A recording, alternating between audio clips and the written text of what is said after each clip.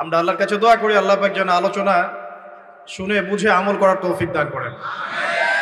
পৃথিবীতে একটাই মজলিস আছে, তার নাম ওয়াজ মাহফিল বা দ্বীনের মজলিস, যেখানে মানুষকে টাকা দিয়ে আনতে হয় না, যেখানে মানুষ দ্বীনের প্রতি মহব্বতই চলে আসে। এই যে মানুষগুলো দূর দূরান্ত থেকে এসেছেন, কাউকে কি অর্থের প্রলোভন দেওয়া হয়েছে? খাবার দেওয়া হবে এরকম প্রলোভন দেওয়া হয়েছে? ক্ষমতার কোনো প্রলোভন দেওয়া হয়েছে? আপনারা এসেছেন এখানে আল্লাহ এবং তার রাসূলের কথা শুনতে, দ্বীন ইসলামের প্রতি মহব্বতে, আল্লাহ এবং তার রাসূলের টানে। আমরা দোয়া করি আল্লাহ পাক আজকের এই মজলিসে উপস্থিত শ্রোতা এবং বক্তা সকলকে আল্লাহ রাব্বুল আলামিন তার রহমতের চাদরে ঢেকে নিন, বলি আমিন। রাসূলুল্লাহ সাল্লাল্লাহু আলাইহি ওয়াসাল্লাম বলেছেন, যখন একটা কওম এভাবেই দ্বীনের কিছু কথা শোনার জন্য, জানার জন্য, কোরআন এবং সুন্নাহর আলোচনা শোনার জন্য, জানার জন্য একত্রিত হয়, আল্লাহ রাসূল সাল্লাল্লাহু আলাইহি ওয়াসাল্লাম বলেছেন তাদের উপর আল্লাহ পাকের রহমাহ বা দয়া এটা বর্ষিত হতে থাকে, সাকিনা বা প্রশান্তি নাজিল হতে থাকে। নবীজি আরও বলেছেন এই পুরো জায়গাটা তখন আল্লাহ পাকের রহমতের ফেরেশতারা ঘিরে নেন, বলি সুবহানাল্লাহ।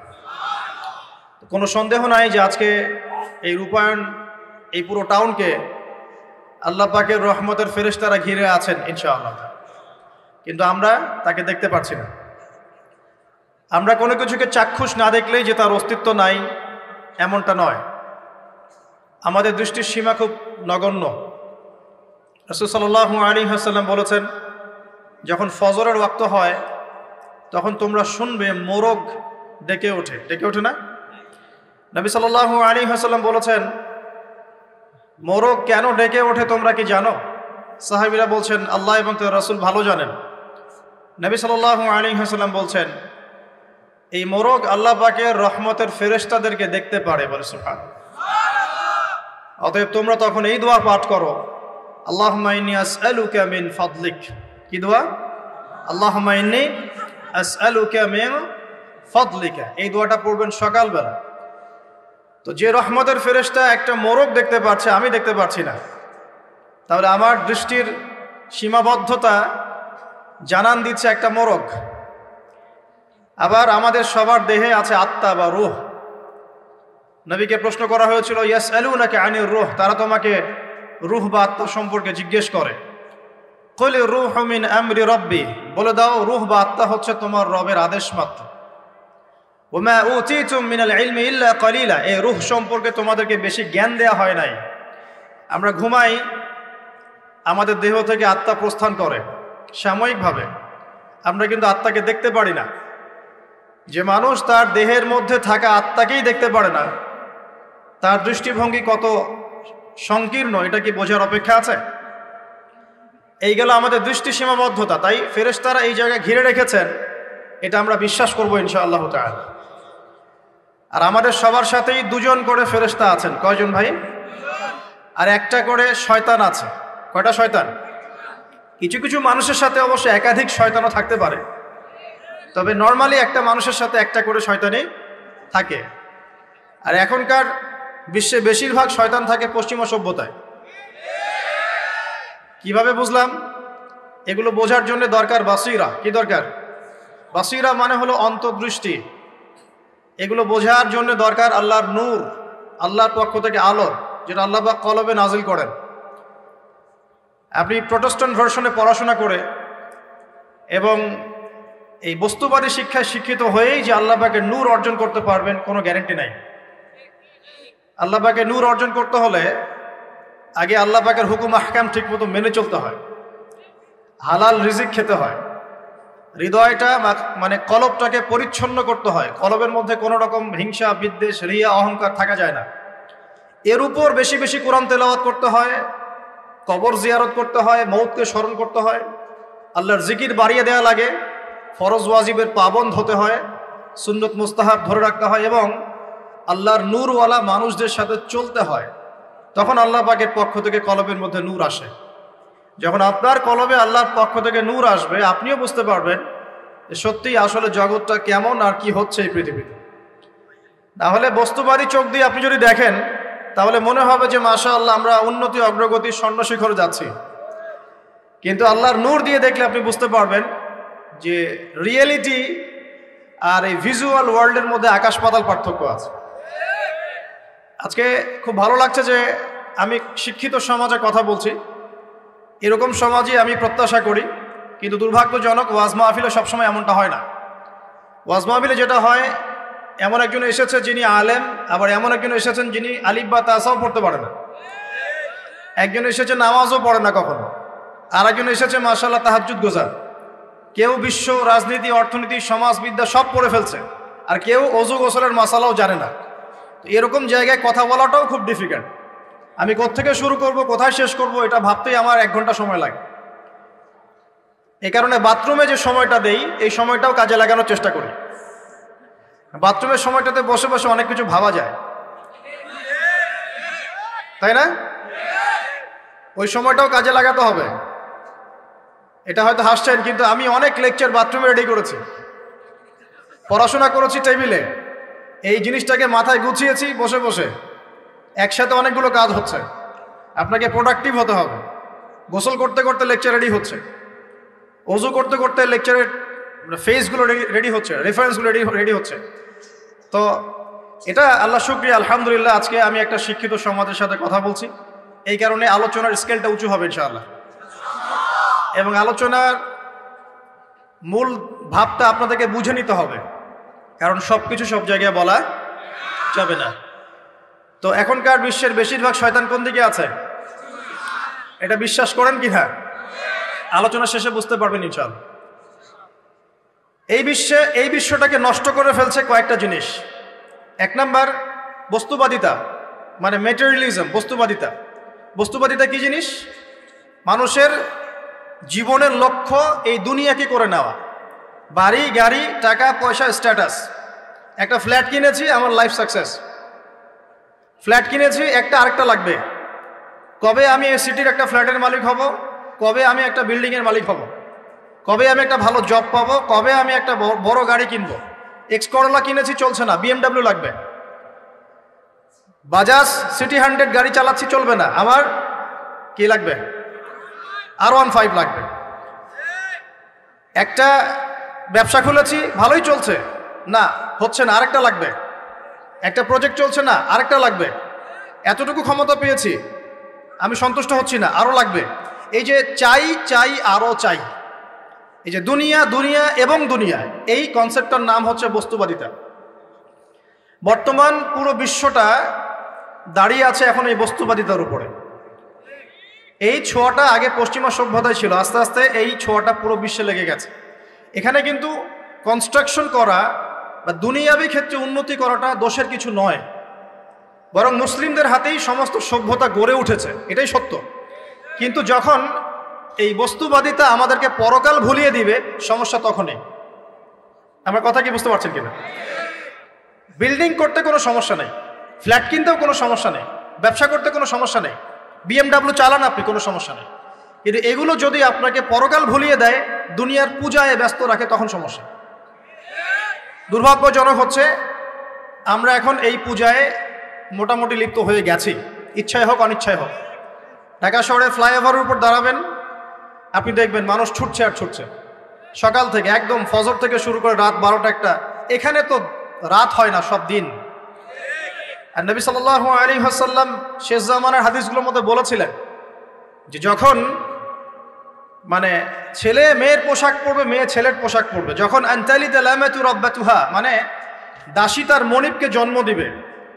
দাসী মনিবকে জন্ম দেওয়ার একটা ব্যাখ্যা উলামায়ে কেরাম এমনটাও করেছেন, সমাজে ন্যায় অন্যায়, হক বাতিল, সত্য মিথ্যার যে মানদণ্ড, এটা উল্টে যাবে। ন্যায় হবে অন্যায়, অন্যায় হবে ন্যায়। আমানতদার ব্যক্তিকে বলবে খেয়ানতকার, খেয়ানতকার ব্যক্তিকেই বলবে আমানতদার। সত্য হবে মিথ্যা, মিথ্যা হবে সত্য। হক হবে বাতিল, বাতিল হবে হক। সাদা হবে কালো, কালোই হবে সাদা। দিন হবে রাত, রাত হবে দিন। এখন ঢাকা শহরে রাত হয়ে গেছে দিন, আর দিন হয়ে গেছে বহু যুবক যুবতীর জন্য রাত। এখন বাজে 12টা, আমাদের শহর অ্যাক্টিভ মাশাআল্লাহ। আমাদের শহর ঘুমাবে 4টায়, 4টায় ঘুম, উঠবে জোহরের নামাজের আগে, লাঞ্চ করে না এখনকার মানুষ, ব্রেকফাস্টটাই লাঞ্চ। তো আনতালিদ আলামাতু রাব্বাতুহার গভীর ব্যাখ্যা আছে।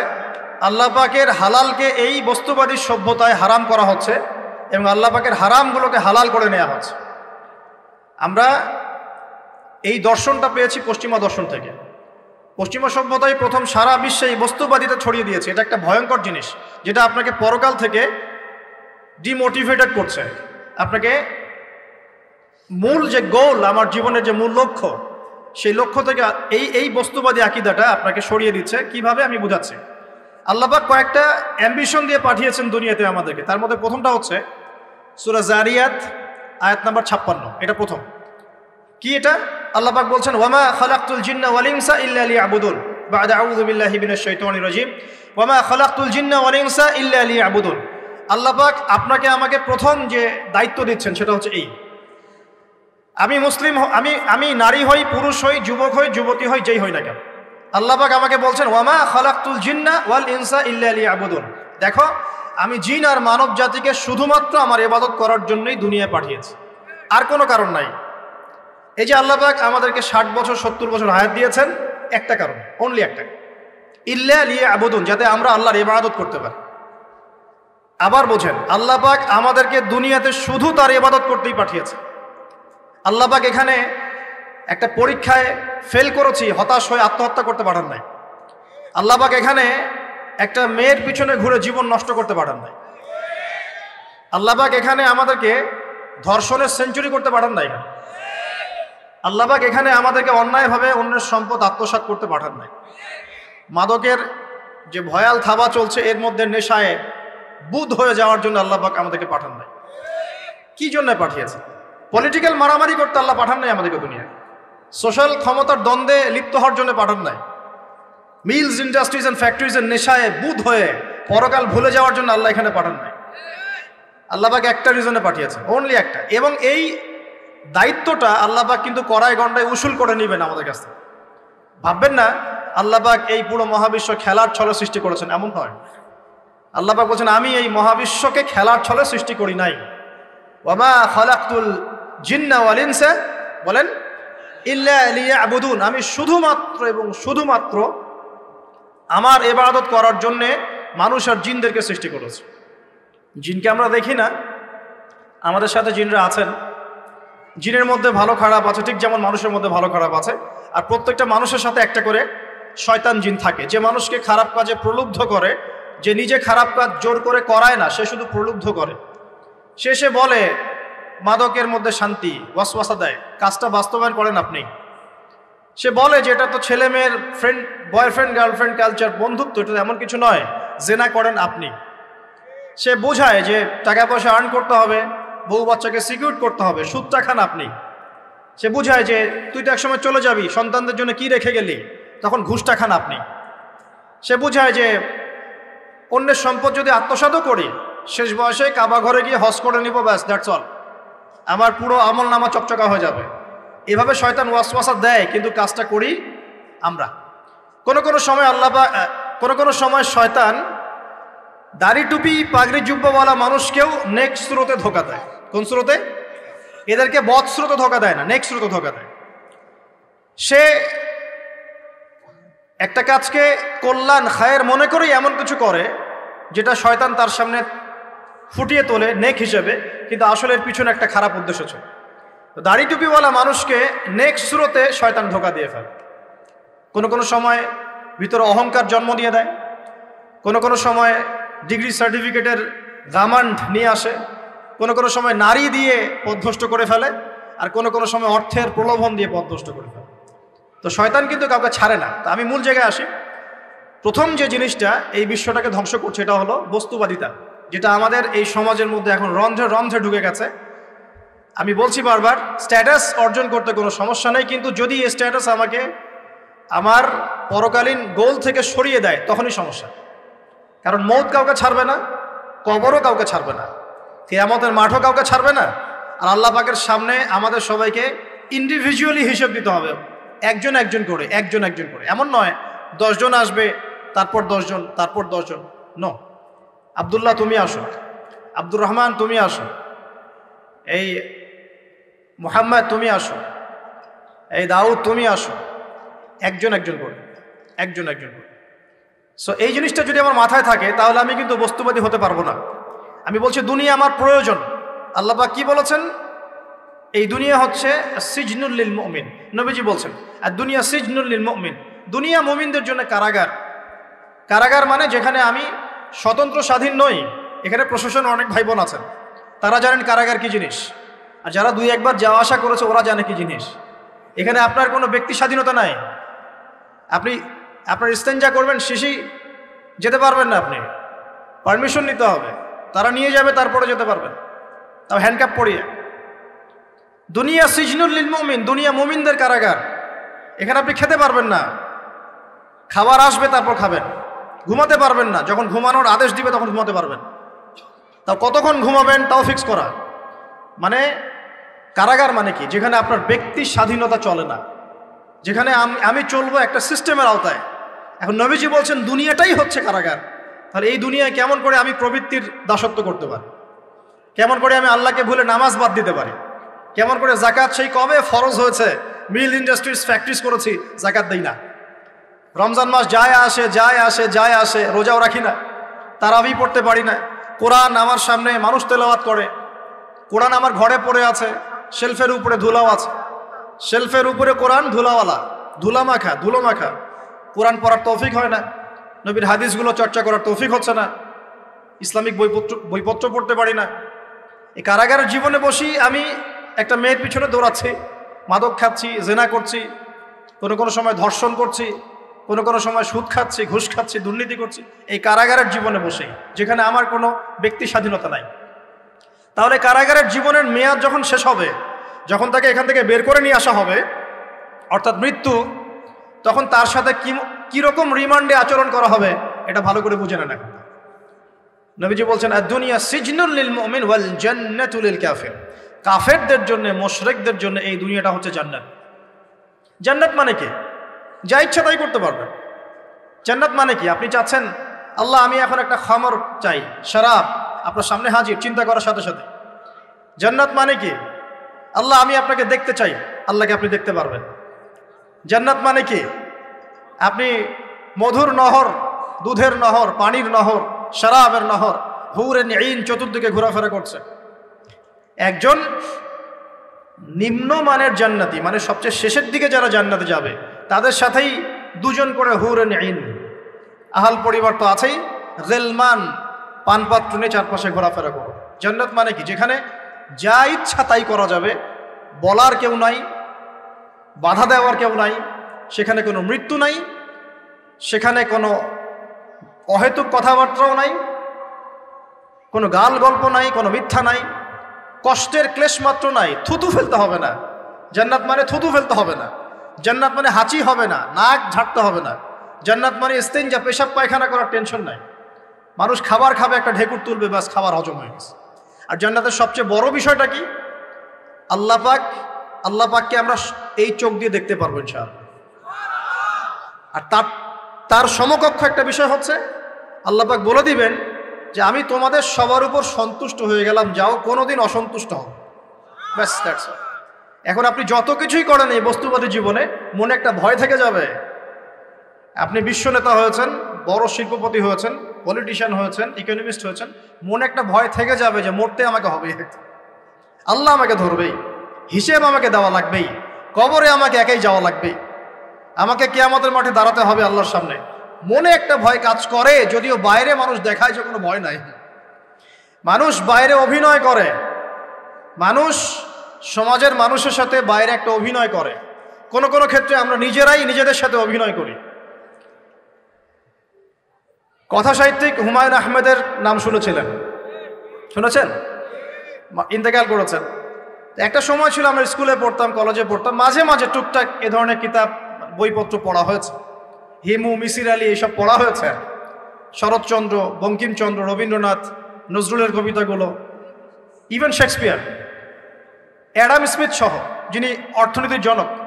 যাই হোক, তিনি তার বইয়ের মধ্যে লিখেছিলেন যে এই পুরো দুনিয়াটা হচ্ছে অভিনয়ের মঞ্চ। কথা সাহিত্যিক, তিনি বলছেন তার মতো করে এই পুরো দুনিয়াটাই অভিনয়ের মঞ্চ, আর আমরা সবাই নিজ নিজ জায়গায় অন্যের সাথে অভিনয় করছি, কোনো কোনো ক্ষেত্রে আমরা নিজেরা নিজেদের সাথে অভিনয় করছি। তিনি বলছিলেন আমরা সবাই অভিনেতা, আর সবচেয়ে বড় অভিনেতা হচ্ছে পলিটিশিয়ানরা, কারণ তাদেরকে অনেক বড় মঞ্চে অভিনয় করতে হয়। এটা আমার কথা না, হুমায়ুন আহমেদের কথা, পড়ে দেখেন। তো আল্লাহ পাক পাঠিয়েছেন তার ইবাদত করতে, আর এই বস্তুবাদী জগৎ আমাদেরকে ভুলিয়ে দিল কিভাবে? কয়েকটা প্রলোভন দিল। প্রথম প্রলোভন হচ্ছে টাকা, তারপরে জীবনে কি করব প্রতিষ্ঠিত হওয়ার চিন্তা, তারপরে চাই চাই আরও চাই এই একটা আকীদা দর্শন, তারপরে আমার স্ত্রী সন্তান আহাল পরিবারের কি হবে, আর আরেকটা দর্শন আছে, এটাকে বলে চারবাক দর্শন। এবং দুঃখের সাথে বলতে হয় আমাদের রবীন্দ্রনাথ ঠাকুর কিন্তু এই দর্শনের মানুষ ছিলেন। চারবাক কিরকম?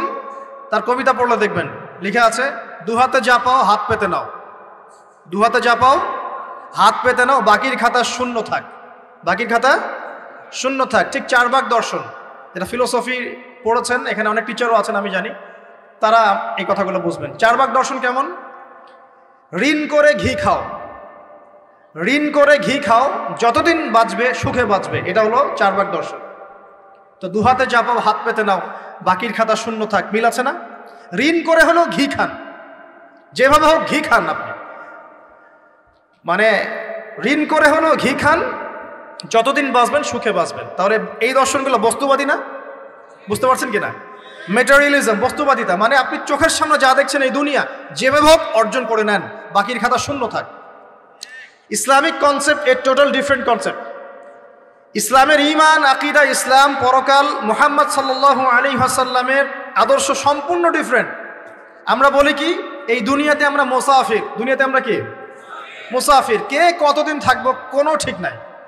নবীজি বলছেন, হে আব্দুল্লাহ বিন ওমর, তুমি দুনিয়াতে মুসাফিরের মতো থাকো, সকালবেলা উঠলে সন্ধ্যার অপেক্ষা করো না, সন্ধ্যাবেলা হলে সকালের অপেক্ষা করো। দর্শনের মধ্যে কত পার্থক্য না, আকাশ পাতাল পার্থক্য না? এখন যদি এই বস্তুবাদী দর্শন দিয়ে আপনি চলাফেরা করেন, তাহলে তো আপনার লাইফের অ্যাম্বিশন হবে একটা ফ্ল্যাট, আর ওটা এনি হাও আপনাকে অ্যাচিভ করতে হবে, legal way or illegal way, আপনাকে অ্যাচিভ করতেই হবে, অ্যাচিভ করতেই হবে, যেহেতু আপনার মোটিভটা হচ্ছে ম্যাটেরিয়ালিজম, বস্তুবাদিতা। আর নবী সাল্লাল্লাহু আলাইহি ওয়াসাল্লাম কি বলছেন? সকালে ঘুম থেকে উঠলে সন্ধ্যার অপেক্ষা করো না, সন্ধ্যাবেলায় থাকলে সকালের অপেক্ষা করো না। তুমি দুনিয়াতে মুসাফিরের মতো থাকো, তোমার যতটুকুতে দুনিয়া চলে যায় এতটুকুতে সন্তুষ্ট থাকো। নবীজি আরো বলছেন, তুমি কখনো উপরের দিকে চোখ দিয়ে হেঁটো না, রাস্তায় যখন হাঁটবে উপরের দিকে দেখো না। লা তানজুরু ইলা মান হুয়া আসফালা মিনকুম, যারা তোমাদের উপরে আছে ওদের দিকে দেখো না, বরং তুমি দেখো যে তোমার নিচে কারা আছে। আবার বলছি, নবীজি বলছেন, তোমরা হাঁটবে যখন রাস্তায় চলাফেরা করবে, তোমাদের উপরের দিকে দেখবে না যে তোমাদের উপরে কারা আছে, অলওয়েজ দেখবা তোমাদের নিচে কারা আছে, তোমাদের চেয়ে খারাপ কারা আছে। এক ভাইকে আপনি দেখবেন আপনি সুস্থ, তার হাত নাই। আরেক ভাইকে দেখবেন আপনি সুস্থ, তার চোখ নাই। এক ভাইয়ের পা প্যারালাইজড হয়ে গেছে, এক ভাইয়ের বডি প্যারালাইজড, একজন হার্টের রোগী, একজন ডায়াবেটিসের রোগী। আপনি সুস্থ আছেন, অথচ ওই ব্যক্তির অনেক টাকা পয়সা আছে, আপনার নাই। এখানে কে ধনী বলেন দেখি, আপনি না সে? আপনার সুস্থতা আছে। আরেক ভাইয়ের অনেক বড় বড় ফ্ল্যাটস, কিন্তু আপনার এতটুকু নাই, ছোট্ট একটা বাসা। আপনার কষ্ট লাগে, আমারও যদি এমন হতো। ওই বাসায় গিয়ে দেখলেন যে ইন্টারনালি সে ব্যক্তি সুখে নাই, তার পরিবারে অশান্তি, হৃদ্যতা, ভালোবাসার বন্ধন নাই, আপনার পরিবারে আছে। একটা রিক্সাওয়ালা সারাদিন রিক্সা চালিয়ে 500-1000 টাকা আর্ন করে বাসায় চলে গেল, গিয়ে বাসা আলু ভর্তা, ডিম ভাজা, ডাল দিয়ে ভাত খাচ্ছে, সুখে আছে দিব্যি, বউয়ের সাথে গল্প করছে, চাঁদ দেখছে। আর সেই তো কবে আপনি ওয়াইফ কিনে চাঁদ দেখেছেন ঠিক নাই। আপনি টাকা অর্জন করার নেশায় বছরের পর বছর স্ত্রী থেকে দূরে আছে, দেখারই সৌভাগ্য হয় না। আসলে সুখ কাকে বলে? সুখটা কি জিনিস? ঢাকাবাসীকে সুখ বোঝানো দরকার। সুখটা কি জিনিস? সুখটা হচ্ছে ইন্টারনাল পিস। যখন আপনি বা আমি নিজেকেও বলছি, যখন আমরা আল্লাহকে পাবো, আল্লাহ পাকের ইবাদতের মধ্য দিয়ে, রাসূলের সুন্নতের মধ্য দিয়ে অল্পে তুষ্ট থাকতে পারবো, যা আছে এতে শুকরিয়া আদায় করব, আপনার চেয়ে সুখী মানুষ দুনিয়াতে কেউ নাই। কেউ নাই দুনিয়াতে। কিন্তু বস্তুবাদিতা আপনাকে এই আকীদা আদর্শ থেকে সম্পূর্ণ ডিমোটিভেট করে দিবে। আপনাকে খালি চাই চাই আরো চাই, ওই যে দু হাতে যা পাও হাত পেতে নাও, বাকির খাতা শূন্য থাকে। আর আমাদের দর্শন দু হাতে যা পাও হাত পেতে নাও না, বরং দুনিয়াতে যতটুকু পাও এতটুকুতে সন্তুষ্ট থাকো, বাকির খাতা শূন্য থাক না, বাকির খাতা পূর্ণ হোক। মানে পরকালটা বাকির খাতা না, পরকালের বাকির খাতাটা পূর্ণ হোক। প্রয়োজনে দুনিয়ার সব চলে যায় যাক, প্রয়োজনে দুনিয়ার সব যদি চলেও যায় যাক, তারপরে বাকির খাতা কি হোক? পূর্ণ হোক। এটাই আল্লাহ রাব্বুল আলামিন সূরা আ'লার মধ্যে বলছেন, বাল তুসিরুনাল হায়াতাদ দুনিয়া, তোমরা এই দুনিয়ার জীবনটাকেই প্রাধান্য দিয়ে থাকো। ওয়াল আখিরাতু খায়রুন ওয়া আবকা, কিন্তু আখিরাত হচ্ছে সবচেয়ে উত্তম এবং চিরস্থায়ী। তো প্রিয় ভাই এবং বোনেরা যারা আলোচনা শুনছেন, আজকে আমাদের প্রথম সবক হওয়া উচিত দুনিয়ার নেশায় আমরা না পড়ি। আল্লাহ পাক আমাদেরকে তৌফিক দান। এর মানে এই না আমরা দুনিয়ার প্রোগ্রেসে যাব না, অবশ্যই যাব, আমরা অবশ্যই যাব। পুরো নেশন জাতিগতভাবেই আমাদেরকে এই ওয়ার্ল্ডের সমকক্ষ তো হতে হবে, হবে কি না? আমরা কি ওয়ার্ল্ডের সমকক্ষ হতে পেরেছি? আপনাদের কি মনে হয় যে মিলস, ইন্ডাস্ট্রিজ, ফ্যাক্টরিজ, সেতু, ফ্লাইওভার এইগুলো করলেই মনে হয় যে ওয়ার্ল্ডের সমকক্ষ হওয়া যায়? প্রত্যেক জনগণ ভিতর থেকে সুখী কিনা, তাদের অন্ন, বস্ত্র, চিকিৎসা, শিক্ষা, বাসস্থান, এই যে মৌলিক চাহিদা, বেকারত্ব ঘোচানো, তিন বেলা খেয়ে পরে বাঁচা, জীবনের অধিকার, সিকিউরিটি, এই জিনিসগুলো আমাদের নিশ্চিত হচ্ছে কিনা, এটা হচ্ছে আপনার উন্নতির মানদণ্ড। উন্নতির মানদণ্ড কি? আমরা এখন যেখানে আছি না, 1776 সালে অ্যাডাম স্মিথ তার চেয়ে আগের জায়গায় ছিল। 1776 সালে অ্যাডাম স্মিথ একটা বই লিখেছেন, তার নাম হচ্ছে যে দি ওয়েলথ অফ নেশন, এই কিভাবে একটা রাষ্ট্রের ওয়েলথ ফাংশন করে। ওই 1776 সালে তিনি যে চিন্তাগুলো করেছেন, এখন পর্যন্ত আমরা সেই চিন্তা বাস্তবায়ন করতে পারি নাই। 1776 সালের চিন্তা, কিন্তু ওই চিন্তা বাস্তবায়ন করেছে পশ্চিমারা। পশ্চিমা সভ্যতা যেটা আপনি দেখছেন দাঁড়িয়ে আছে, এই একটা বইয়ের উপর দাঁড়িয়ে আছে। যেমন একটা এক্সাম্পল দিই, আলোচনাটা কঠিন হয়ে যাবে, অন্যদিকে যাব। আমরা মনে করি যে অর্থনীতি আমরা নিয়ন্ত্রণ করব, ঠিক আছে, অর্থনীতির পুরো বিষয়গুলো আমরা নিয়ন্ত্রণ করে আমরা সমৃদ্ধি নিয়ে আসবো। আসলে বিষয়টা কি জানেন? অর্থনীতির নিজের একটা ফ্লো আছে, ও নিজেই নিজেকে নিয়ন্ত্রণ করে, এবং তার উপর একটা ইনভিজিবল হ্যান্ড থাকে, অদৃশ্য হাত, যেটা আমরা বলি আল্লাহ রাব্বুল আলামিন। আল্লাহ রাব্বুল আলামিন এই পুরো অর্থনীতিকে নিয়ন্ত্রণ করে। আমরা যখন সেটাকে ইন্টারফেয়ার করতে যাব, তখন ইকোনমি কলাপস করে যাবে। এই যে করছে কলাপস। আরো ব্যাপার আছে, শুধু ব্যবসা, অর্থনীতি, এক্সপোর্ট ইম্পোর্ট, এগুলোকে তিনি জাতির মানদণ্ড বলতেন না। তিনি বলতেন যতক্ষণ পর্যন্ত জাতির প্রত্যেক ব্যক্তির মধ্যে এথিক্স না আসবে, নীতি যতক্ষণ পর্যন্ত না আসবে, আপনি করাপশন থামাতে পারবেন না। তাই হয়েছে না? শুধু ব্যবসা না, আদর্শ কতটুকু আছে? এই যে আপনি দেখছেন বিভিন্ন জায়গায় ভেজাল খাবার খাওয়াচ্ছে, ওদের কি টাকার অভাব আছে? ওদের টাকার কিন্তু অভাব নাই। নেম ফ্রেমের কোনো ঘাটতি আছে? এস্টাবলিশড বিজনেস, তাহলে কেন আপনাকে ভেজাল খাওয়াবে? কারণ তার মধ্যে এথিক্স নাই, নীতি নাই। এই জন্য জাতির প্রত্যেক সদস্যকে, মানে প্রত্যেক জনগণের প্রত্যেককেই আগে নীতিগত শিক্ষা দেওয়া উচিত। আর এই কাজটাই করে ইসলাম, বলে সুবহানাল্লাহ। এই এথিক্স এবং নীতি শেখায় কে? ইসলাম। ইসলামের চেয়ে সার্বজনীনভাবে এবং যুগোপযোগীভাবে কেউই এথিক্স শেখাতে পারবে না। কাগজে কলমে অনেকে অনেক কথা বলতে পারে, প্র্যাকটিক্যালি শেখাবে কে? ইসলাম। এখন বলতে পারেন তাহলে মুসলিমদের মধ্যে দুর্নীতি কেন, মুসলিমদের মধ্যে কেন এই সমস্যাগুলো হয়? উত্তর একটাই, ওই যে স্যার বলে গেলেন, আমি বিভিন্ন ওয়াজে যে এক এক জায়গায় এক এক কথা বলে।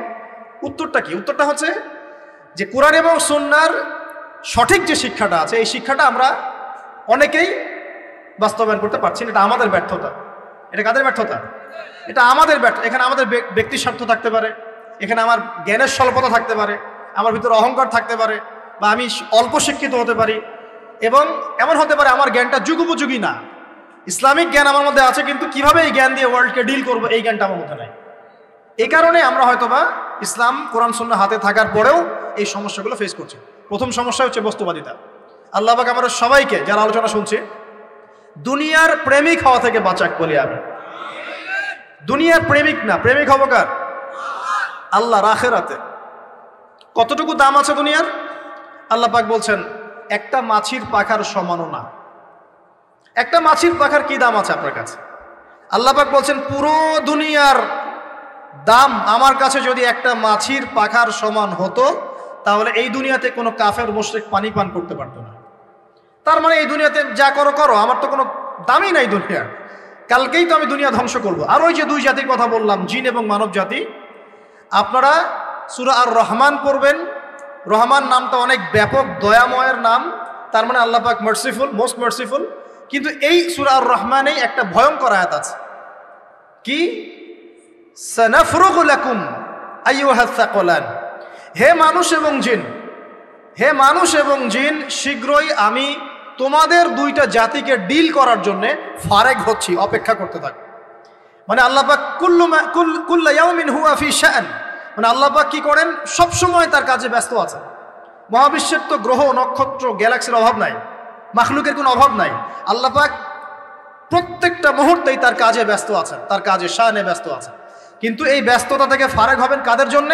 মানুষ আর জিনের জন্য। সুবহানাল্লাহ, মানুষ আর জিনের জন্য। আল্লাহ পাক বলেন সানাফরুগু লাকুম আইয়ুহাস সাকলান, দাঁড়াও, দুনিয়ার মধ্যে এইসব করে বেড়াচ্ছ, তোমাদের দুই জাতির জন্য আমি অচিরেই ফারেক হব ইনশাআল্লাহ। ওইটাই হলো কিয়ামতের দিন। যদি ওই দিনটা আমরা মাথায় রেখে চলি, ইনশাআল্লাহ আমরা কেউ বস্তুবাদী হব না ইনশাআল্লাহ। আল্লাহ পাক আমাদের সবাইকে দুনিয়ায় মুসাফিরের মতো থাকার তৌফিক দান করুন। আমরা উন্নতি করব, অবশ্যই অগ্রগতি করব, আমরা সবকিছুই করব, কিন্তু দুনিয়ার পূজায় ডুবে যাব না। এটা একটা বড় চ্যালেঞ্জ। মানে মধ্যমপন্থী থাকতে হবে, না একদম গোলালু মার্কা আর না চরমপন্থী, মাঝামাঝি থাকার চেষ্টা করতে হবে। আল্লাহ তৌফিক দান করুন। ঢাকাবাসীর জন্য এর চেয়ে বড় কোনো নসিহত হতে পারে না। আর ঢাকা থেকে, ঢাকার মতো যত মানে সিটিজ, মেগা সিটিজ আছে সারা ওয়ার্ল্ডে, তাদের জন্য এটাই প্রথম নসিহত, বস্তুবাদিতা ত্যাগ করতে হবে, বস্তুবাদিতা। আল্লাহ পাক আমাদের সবাইকে বাকির খাতা পূর্ণ করার তৌফিক দান করুন। এখন একটা লক্ষ্য পেলাম, কি জন্য দুনিয়া এসেছি? আল্লাহর ইবাদত করার জন্য। এখন অনেকে ভুল বুঝে প্রশ্ন করতে পারে, তাদের জ্ঞানের স্বল্পতা। আমি ওদেরকে দোষারোপ করব না, কারণ আমাদের শিক্ষার সমস্যা আছে। আমরা তো সবার মাঝে ইসলামিক সার্বজনীন শিক্ষা দিতে পারছি না। এই কারণে অনেকে প্রশ্ন করতে পারে, তাহলে কি সারা জীবন আল্লাহ বিল্লাহি করতে হবে? আমি কি সারা জীবন তাসবিহ তাহলিল জিকির আজকার নামাজি পড়ে বেড়াবো? তাহলে এটা হলো তার ভুল বুঝ। এই আয়াত সম্পর্কে ভুল ব্যাখ্যা। সঠিক ব্যাখ্যাটা কি? সঠিক ব্যাখ্যা হচ্ছে সূরা হাশরের 7 নম্বর আয়াত। কত নম্বর? সূরা হাশর 7 নম্বর আয়াত। আল্লাহ পাক বলছেন, ওয়ামা আতাকুমুর রাসূলু ফাখুযুহু, রাসূলুল্লাহ সাল্লাল্লাহু আলাইহি ওয়াসাল্লাম তোমাদেরকে যা যা দিয়েছেন সব নিয়ে নাও। ওয়ামা নাহাকুম আনহু ফান্তাহু, রাসূল যা থেকে বিরত থাকতে বলেছেন সমস্ত বিষয় থেকে দূরে থাকো। এখন এই আয়াতটাকে সামনে রেখে কোরআন সুন্নাহকে যদি আমরা ঘাঁটি, আমরা দেখব রাসূলুল্লাহ সাল্লাল্লাহু আলাইহি ওয়াসাল্লাম পেশাব পায়খানা ইস্তেঞ্জা করা থেকে শুরু করে রাষ্ট্র চালানো পর্যন্ত প্রতিটা কাজের হেদায়েত দিয়ে গেছেন। আলহামদুলিল্লাহ, এটা কেউ মানি বা না মানি দিয়ে গেছেন, এটা বিশ্বাস করতে হবে। আমল করতে পারি বা না পারি, নবী দিয়ে গেছেন, বিশ্বাস করতে হবে। দলিল চাচ্ছেন, আপনি সহিহ বুখারী খোলেন, মুসলিম খোলেন, তিরমিজি, নাসাই, আবু দাউদ এগুলো খোলেন, দেখবেন আপনি ইস্তেঞ্জা করবেন কিভাবে, বসবেন কিভাবে, ঢোকার সময় কোন পা দিয়ে ঢুকবেন, বের হওয়ার সময় কোন পা দিয়ে বের হবেন, ইস্তেঞ্জা করার সময় কথা বলতে পারবেন কিনা, কতটুকু বলতে পারবেন, গোসল কেমন করে করবেন, ওযু কিভাবে করবেন, আপনি আগে কি পা থেকে শুরু করবেন নাকি হাত থেকে শুরু করবেন, কিভাবে নামাজ পড়বেন, আগে গিয়ে গিয়ে সাজদা করবেন নাকি ইকামত হবে, আজান হবে, আল্লাহু আকবার তাকবীর দিবেন, কিভাবে নামাজ শেষে বের হয়ে আপনি ব্যবসায় চলে যাবেন, কিভাবে আপনি ব্যবসা করবেন, কিভাবে চাকরি বাকরি করবেন, সমাজের মানুষের সাথে মেলামেশা করবেন, মানুষকে দিনের দাওয়াত দিবেন, ইভেন কিভাবে আপনাকে যদি আল্লাহ ক্ষমতা দেন আপনি কিভাবে সোসাইটি মেনটেন করবেন, সমাজ এবং রাষ্ট্র মেনটেন করবেন, প্রতিটা হেদায়েত খুঁটিনাটি কোরআন এবং সুন্নাহ দিয়েছে আমাদেরকে। এই বিশ্বাস আগে রাখতে হবে। এই বিশ্বাস না রাখলে কেউ মুসলিম হতে পারবে না। I am very sorry to say, এই বিশ্বাস না করলে কেউ মুসলিম হতে পারবে না। আগে বিশ্বাস, তারপরে কাজ করতে পারেন কিনা সেটা পরের ইস্যু। এবং আমি বলে দিচ্ছি, এই যুগে আপনি 100% পারবেন না। সিম্পল, এই যুগে আপনি 100% পারবেন না, এটা স্বাভাবিক। কারণ এই পুরো বিশ্বটা তো ইসলামাইজড না। পুরো বিশ্ব কি ইসলামাইজড? বরং পুরো বিশ্বটা কুফরের উপর আছে। কিসের উপর আছে? পুরো ওয়ার্ল্ডটাই কুফরের উপর আছে, পুরো ওয়ার্ল্ডটাই। একটা এক্সাম্পল দিয়ে আমি প্রমাণ করতে পারি, একটা এক্সাম্পল খালি। আল্লাহ পাক বলছে সূরা মুলক, রাতের বেলা পড়তে হয় না সূরা মুলক? রাতের বেলা সূরা মুলক পড়তে হয়, যে পড়বে তার কবরের আযাব হবে না ইনশাআল্লাহ। কবরের আযাব থেকে আল্লাহ পাক তাকে বাঁচাবেন ইনশাআল্লাহ। সূরা মুলক তেলাওয়াত করতে হবে রাতের বেলা। এই সূরার প্রথম আয়াতে আল্লাহ বলেছেন তাবারাকাল্লাযী, বরকতময় সেই আল্লাহ, বিয়াদিহিল মুলক, যার হাতে পুরো মহাবিশ্বের ক্ষমতা। কার ক্ষমতা? তাবারাকাল্লাযী বিয়াদিহিল মুলক, বরকতময় সেই আল্লাহ যার হাতে পুরো মহাবিশ্বের ক্ষমতা, সার্বভৌমত্ব। ক্ষমতার বাংলা কি বলতে পারি আমরা? এটাকে ইংরেজিতে আপনারা কি বলেন? আপনারা বলেন সভারেন্টি। কি বলেন? সভারেন্টি বিলংস টু আল্লাহ। এখানে সভারেন্টি বিলংস টু কি? আল্লাহ। কিন্তু এই পুরো বিশ্বের সার্বভৌমত্বের মালিক কি এখন আল্লাহ বাকি আছে? মানুষ নিজের হাতে নিয়ে নিয়েছে।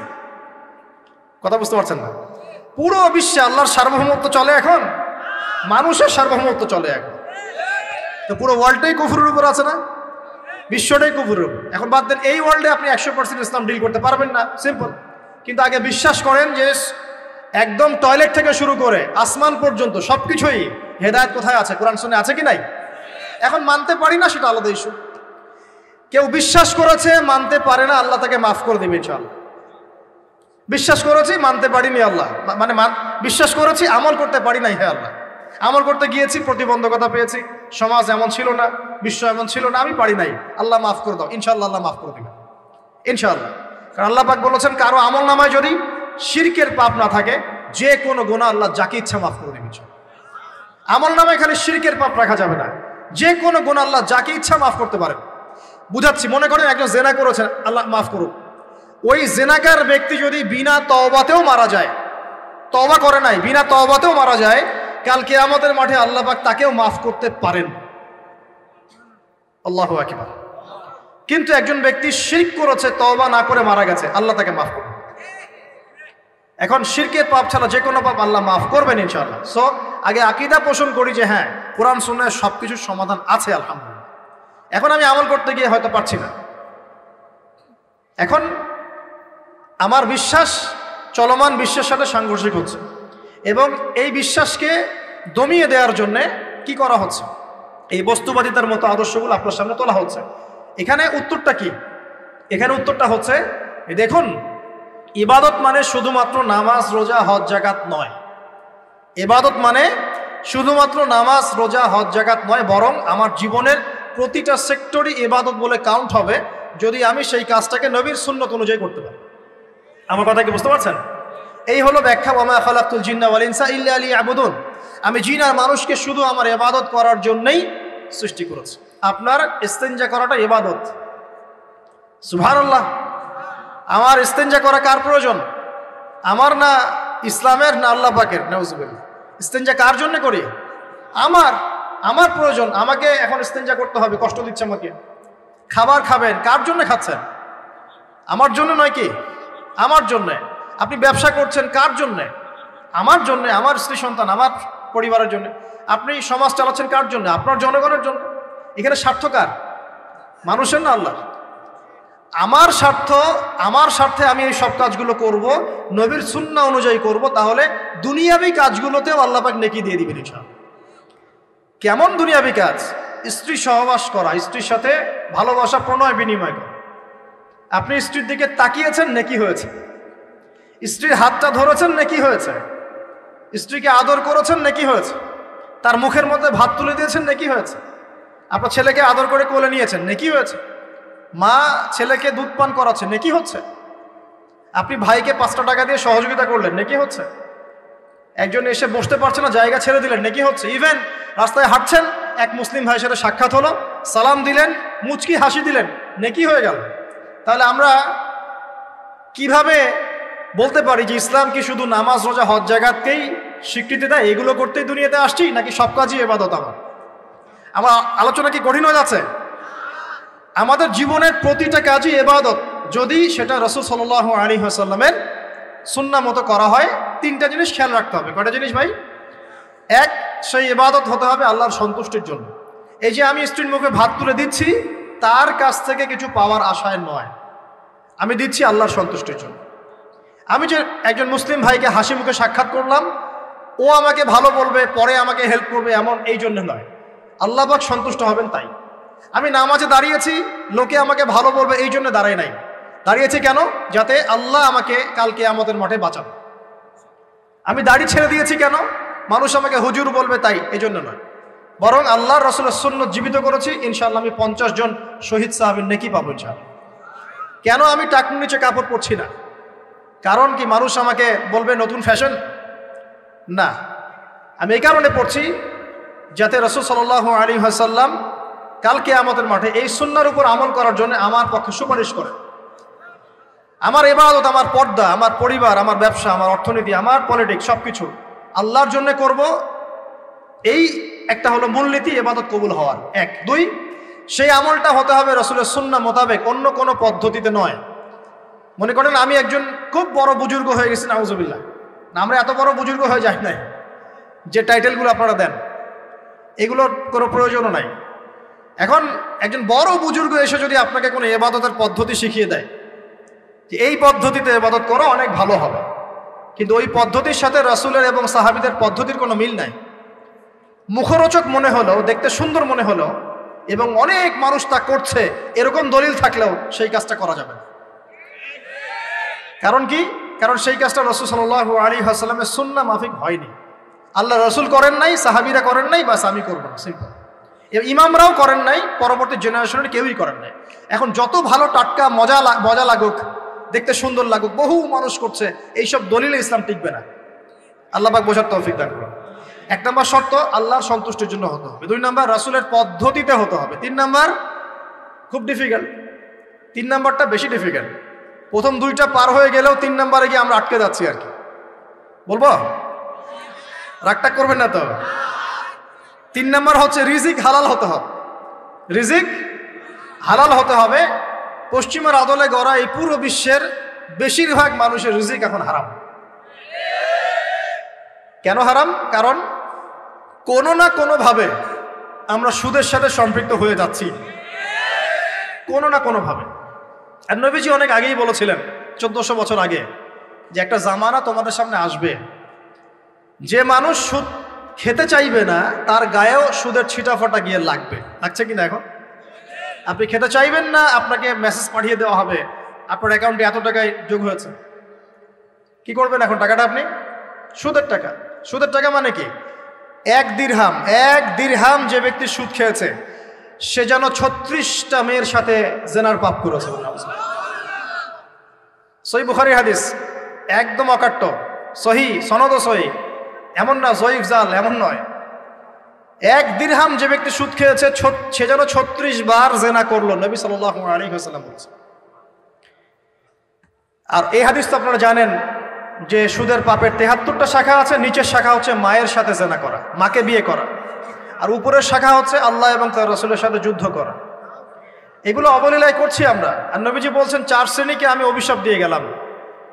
আল্লাহর নবী অভিশাপ দিয়ে গেলেন মানে সে জাহান্নামে যাবে, কোনো অবস্থাতেই জান্নাতে যাবে না।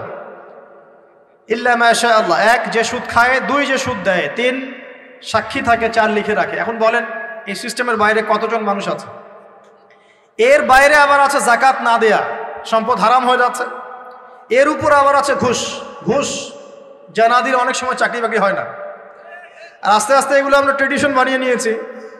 এক সময় আমরা, শোনেন, এটাকে বলা হয় নিউট্রালাইজেশন, মানে স্বাভাবিকীকরণ। খুব কঠিন টার্ম বলে ফেলছি মনে কিছু কিছু। যেমন আগে ধর্ষণ হলে আমরা খুবই সোচ্চার ছিলাম এবং সারা এলাকা ফেটে যেত, এত বড় কথা। কেউ মাপে কম দিলে, ধরা পড়লে চক্ষু লজ্জায় সে সমাজে চলতে পারতো না। কেউ চুরি করলে চক্ষু লজ্জায় বের হতে পারতো না। আস্তে আস্তে আস্তে আস্তে আস্তে আস্তে এই যে মাপে কম দেয়া বলেন, সুদ বলেন, জেনা বলেন, আস্তে আস্তে পাপগুলোকে আমরা নিউট্রালাইজেশন করে ফেলেছি, নিউট্রালাইজ হয়ে গেছে। হ্যাঁ, ধর্ষণ ডেইলি 4-5টা হয়, সুদ সবাই খায়, আমিও খাই, জেনা তো সবাই করে, বয়ফ্রেন্ড গার্লফ্রেন্ড ফ্রি মিক্সিং আছে, আমি করলে সমস্যা কি? ওর তো 4টা, আমার তো মাত্র 1টা। ওর চেয়ে আমি ভালো। ওর 5টা বয়ফ্রেন্ড, আমার তো 1টা। ওর 4টা গার্লফ্রেন্ড, আমার তো 1টা। আমি তো ভালো। আমার ছেলে খুব ভালো, শুধু মাঝে মাঝে একটু ড্রিঙ্কস করে, ব্যাপারটা এরকম আর কি। তো এই যে পাপকে নিউট্রালাইজেশন করা হচ্ছে আস্তে আস্তে, স্বাভাবিকীকরণ। এই ফ্লোতে আমরা মোটামুটি সবাই পড়ে গিয়ে এখন রিজিক হারাম হয়ে যাচ্ছে। ঘুষ দিতে হয় না, চাকরি হবে না। আবার দেখেন জাকাত না দেওয়ার মধ্য দিয়ে রিজিক হারাম করে ফেলছি, সুদ খাওয়ার মধ্য দিয়ে করছি, ঘুষ নেওয়ার মধ্য দিয়ে করছি। কোনো কোনো ক্ষেত্রে করাপশন, অন্যের সম্পদ আত্মসাতের মধ্য দিয়ে করছি। এর বাইরে যারা ব্যবসা করছি, আমরা যে দুধে দেওয়া তুলসী পাতা এমনও নয়, কোনো সময় মাপে কম দিচ্ছি। এই যে টাটকা জিনিস বলে ভেজাল খাওয়াচ্ছি, 3 দিনের বাসি তেল দিয়ে ইফতার রান্না করে খাওয়াই দিবে, বলবে একদম টাটকা জিনিস। রমজান মাস আসছে সামনে না, কত যে মানুষ বের হবে যারা তারাবির নামাজ পড়বে একদম 20 রাকাত, ওখানে রাকাত নিয়ে ঝগড়া হবে। ঠিক ওরাই যখন দেখবেন বিকালে দুপুরে ইফতার বিক্রি করবে, বিভিন্ন পণ্য বিক্রি করবে, দেখবেন যে দুনিয়ার বাসি পচা আপনাকে খাওয়াই দিবে। এই শ্রেণীর মানুষের ধারণা যে লা ইলাহা ইল্লাল্লাহ শুধু মসজিদে আছে, বাজারে নাই। এটা ধারণা লা ইলাহা ইল্লাল্লাহ মুহাম্মাদুর রাসূলুল্লাহ এটা মসজিদে আছে, বাজারে সমাজে অন্য জায়গায় নাই। এটা তাদের ধারণা। তাদের এই ধারণা অচিরেই ভাঙবে যখন মৃত্যুর দূত চলে আসবে। তখন বুঝবে লা ইলাহা ইল্লাল্লাহ একটা সার্বজনীন কালিমা, যেটা জীবনের সব ক্ষেত্রেই চলতে হবে। আল্লাহ পাক আমাদেরকে বোঝার তৌফিক দান। তো ব্যবসা করছি আলহামদুলিল্লাহ, অ্যাটলিস্ট সুদ খাচ্ছি না। তবে এতটুকু মনে রাখবেন, ব্যবসায়ীদের অসততার কারণে, আমানতের খেয়ানতের কারণে একটা আযাব আসে। হাদিসের মধ্যে আসছে একটা আযাব আসে। নবীজি বলেছেন, যখন একটা জাতির ব্যবসায়ীরা মাপে কম দেওয়া শুরু করে, মিথ্যা কসম করে পণ্য বিক্রি করা শুরু করে এবং আমানতের খেয়ানত করে, তখন ওই জাতির উপর দুর্ভিক্ষ চাপিয়ে দেওয়া হয়। কি চাপিয়ে দেওয়া হয়? দুর্ভিক্ষ চাপিয়ে দেওয়া হয়। মনে করছেন যে হয়তো দুর্ভিক্ষ নাই, পুরো ওয়ার্ল্ড ওয়াইড একটা নীরব দুর্ভিক্ষ চলছে এখন আস্তে আস্তে। সকালে একটু আগে বলেছিলাম না, গরিব মানুষ আলু ভর্তা, ডাল আর ডিম ভাজা দিয়ে ভাত খেত আগে। এখন তারা বলে আমরা ডিমই দেখতে পারি না চোখে। ডিমও খাওয়ার এখন সামর্থ্য হচ্ছে না অনেকেরই। আপনি শোনেন, আমি একটা জব করতাম, মনে করেন স্যালারি পেতাম 5,000 টাকা, এখন পাচ্ছি 10,000 টাকা। কিন্তু 10,000 টাকা স্যালারি পাওয়ার পরেও আগে 5,000 টাকা দিয়ে আমি সংসার চালাতে পারতাম, এখন 10,000 টাকা দিয়ে পারছি না। কারণ কি? কারণ হচ্ছে মুদ্রাস্ফীতি, দ্রব্যমূল্যের ঊর্ধ্বগতি, এর পাশাপাশি আছে আমানতের খেয়ানত করা, করাপশন এবং কিছু অসৎ ব্যবসায়ীর এই দুরভিসন্ধি। এসবের কারণে সাফার করছি কারা? আপনি তো সাফার করবেন না, কারণ আপনার তো ফ্ল্যাট আছে বড়। আপনি তো সাফার করবেন না, বিকজ আপনার আমার তো 3 বেলা খাওয়ার টাকা পয়সা আছে। এই যে আমি এসেছি, আমাকে ভালো অঙ্কের হাদিয়ে দিচ্ছে, আমি তো সাফার করবো না। সাফার কে করবে? সাফার করবে রিক্সাওয়ালা ভাই, ভ্যানওয়ালা ভাই, এই যে রাস্তাঘাটে যারা আশপাশে বাসা করে আছে, যারা দারিদ্র সীমার নিচে আছে। এদের সংখ্যা কত আপনার মনে হয়? মিনিমাম 3 থেকে 4 কোটি মানুষ আমাদের দেশের মধ্যে। মনে হচ্ছে পপুলেশনটা কম? উমর রাদিয়াল্লাহু আনহু বলতেন, আমি ভয় করি যদি আমার অধীনে একটা মেষপালক, মানে যে মেষ চড়ায়, এই মেষপালক এবং তার মেষ যদি না খেয়ে মারা যায়, আমি ভয় করি আল্লাহ কাল কিয়ামতের মাঠে আমাকে দাঁড় করিয়ে বলবেন, হে ওমর, তোমার তত্ত্বাবধানে এই ব্যক্তি না খেয়ে মরল কেন? এগুলো হিস্ট্রি হয়ে গেছে জাদুঘরে। এগুলো কোথায়? যা মিউজিয়ামে, হিস্ট্রি মিউজিয়ামে। কিন্তু এটাই ইসলাম। এখন সলিউশন কি? একটু এই জায়গায় কথা বলে সামনে যাই, একটু মনোযোগ দেন। সলিউশনটা কি? প্রথম কথা হচ্ছে আমাদের সবাইকে আমানতদার হতে হবে ভাই, প্লিজ। যে যার জায়গা থেকে আমানতের পরিচয় দিয়ে আল্লাহ পাক তৌফিক দান করুন। 2 নাম্বার, অল্পে তুষ্ট থাকার চেষ্টা করতে হবে। অল্পে তুষ্ট থাকার চেষ্টা করি, আল্লাহ তৌফিক দান করুন। 3 নাম্বার, কোনো প্রকার সম্পদ অপচয় করা যাবে না। কোনো প্রকার সম্পদ, না ব্যক্তিগত, না সোশ্যাল, না আমরা জনগণ, রাষ্ট্রীয় সম্পদ, কোনোভাবেই সম্পদ অপচয় করা যাবে না। আমরা প্রচুর অপচয় করি, প্রচুর। আমরা জনগণরাই করি। আমরা কি দুধে দেওয়া তুলসী পাতা মনে করছেন নাকি? জনগণ দুধে দেওয়া তুলসী পাতা মনে করছেন? কে বলেছে মাপে কম দিতে? ওকে সরকার ফোর্স করেছে? ও দিল কেন? কে পাপে? এখানে কার দোষ বলেন? আমরা অলওয়েজ আঙ্গুল উপরের দিকে, সবার আগে আঙ্গুল হবে এই দিকে, নিজের দিকে। আমরা অলওয়েজ মানুষের ফেস দেখার চেষ্টা করি। আগে ফেস দেখবো, আয়নায় নিজের ফেস, তারপরে মানুষের ফেস। আমরা মাপে কম দিই। আমরাই তো সুদ খাচ্ছি, আমরাই ঘুষ নিচ্ছি, আমরা দুর্নীতি করছি, আমরা মানুষের সম্পদ অন্যায়ভাবে হস্তক্ষেপ করছি, আমরা রাষ্ট্রের সম্পদ অপচয় করছি। আমরা সিগন্যাল দিয়েছে, আপনি মানলেন না। তো সিগন্যাল দিয়েছে, মানলেন না। এখানে তো আপনি খেয়ানত করলেন। টোল দিয়েছে, টোল, আপনি ফুস করে গাড়িটা টান দিয়ে চলে গেলেন, আপনি তো খেয়ানত করলেন। এখানে এই ট্যাক্স তো রাষ্ট্রের পাওনা ছিল। দীর্ঘদিন বিল পড়ে আছে, আপনি দিচ্ছেন না বিল, ট্যাক্সের টাকা দিচ্ছেন না, বিল দিচ্ছেন, আপনি তো খেয়ানত করছেন। এই হিউজ অ্যামাউন্ট অফ যদি করাপ্টেড মানিগুলোকে এক জায়গায় করা যায় না, বাংলাদেশ হবে নিউ ইয়র্ক, একদম থেকে নিউ ইয়র্ক। বস্তুবাদিতার কথা বলছি, বস্তুবাদিতার দিক থেকে, কনস্ট্রাকশন এইসবের দিক থেকে আর কি, life first lane of life এই দিক থেকে, যে জিডিপি এরকম থাকবে যদি সব করাপশনের টাকাগুলোকে আপনি জড়ো করতে পারতেন। কিভাবে সম্ভব? কে নিবে এই উদ্যোগ? আল্লাহ পাক এমন ব্যক্তিত্ব উপর থেকে নিয়ে আসুন বলি আমি। দোয়া করতে কোনো দোষ আছে? XYZ হুএভার হি ইজ, এটা বড় কথা না। বড় কথা হচ্ছে কার হাতে ইনসাফ প্রতিষ্ঠা হয়। আল্লাহ পাক তৌফিক দান। আল্লাহ পাক আমরা সবাইকে তৌফিক দান, সবাইকে সবার জায়গা থেকে সৎ হওয়ার তৌফিক দান। আল্লাহ পাক সবার আগে আমাকে সৎ হওয়ার তৌফিক দান করুন এবং আপনাদের সবাইকে সৎ হওয়ার তৌফিক দান করুন। আগে ভালো মানুষ হই, আগে ভালো মানুষ হই। আমি আমাদের মাদ্রাসার স্কুলের টিচারদেরকে আগে বুঝাই, এটা ছাত্রদেরকে এই পুঁথিগত বিদ্যা পরে শেখান, আগে শিখান তারা কিভাবে ভালো মানুষ হবে। ওদেরকে মোরালিটি শিখান, এথিক্স শিখান। বই পুস্তকে ডিগ্রি সার্টিফিকেট অর্জন করে আমি কি করব যদি আমি ভিতর থেকে মানুষ হতে না পারি? অনেক ডিগ্রি আছে আমার, কিন্তু আমি তো হিংসা করি মানুষকে, আমি আত্ম অহংকারে ভোগী, আমি অন্যের উন্নতি দেখতে পারি না, আমি মিথ্যা বলছি, প্রতারণা করছি, তাহলে আমি তো ভিতর থেকে পুঁথিগত বিদ্যায় দক্ষ হয়ে আল্লাহর কাছে পার পাবো না। পাবো? আল্লাহ পাক আমরা সবাইকে ভিতর থেকে ভালো হওয়ার তৌফিক দান করুন বলি আমি। এটা করতে হলে প্রথম ট্র্যাক যেটা বললাম ভাই, দুনিয়ার নেশায় ডুবে যাওয়া যাবে না। দুনিয়াকে আমরা মনে করব দুনিয়া আমার প্রয়োজন, যতটুকু আমার হয়ে যায় সন্তুষ্ট থাকবো। আমরা অল্পতে তুষ্ট থাকার মানসিকতা লালন করি, আল্লাহ পাক তৌফিক দান করুন। এরপর দুনিয়ায় আসার উদ্দেশ্যটা মাথায় রাখবো, এসেছি কি করতে? আল্লাহর ইবাদত করতে। আর এই প্রশ্নের উত্তর আমরা বের করে নিয়ে আসলাম, ইবাদত মানে শুধু নামাজ রোজা হজ জাকাত নয়। ইবাদত মানে আমার জীবনের প্রতিটা কাজই ইবাদত। 3 শর্ত পূরণ করতে হবে। 1, আল্লাহর জন্য হতে হবে। 2, রাসূলের সুন্নাহ মাফিক হতে হবে। 3, আমাদের উপার্জনটা হালাল হতে হবে। এই হালাল এর কথা বলতে গিয়ে এই জায়গায় এসেছিলাম যে এই বিশ্বে হালাল খাওয়াটা খুব টাফ, কিন্তু অসম্ভব না। এখানে এই আয়াতের উপর আমল করলেই ইনশাআল্লাহ আল্লাহ মাফ করে দিবেন। সেটা হলো ফাত্তাকুল্লাহা মাসতাতা'তুম, ফাত্তাকুল্লাহা মাসতাতা'তুম। আল্লাহ পাক বলেছেন তোমরা সাধ্য মতো আল্লাহকে ভয় করো, তোমরা সাধ্য মতো ভয় করো।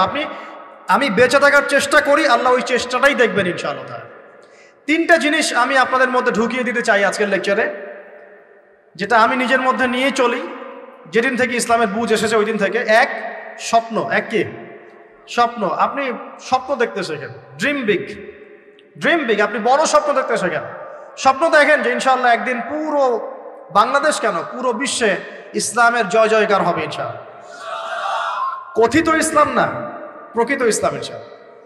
কথিত আর প্রকৃত ইসলাম কিন্তু এক না। কথিত ইসলাম মানে ইসলামের নামে ধর্ম ব্যবসাও আছে, ইসলামের নামে মাজার পূজা আছে, ইসলামের নামে অনেক ভণ্ডামি আছে না? ইসলামের নামে অনেক কিছু চলে যেগুলো আসলে ইসলামের সাথে সম্পর্কিত না, মানুষ করছে, মানুষ ইসলাম মনে করে।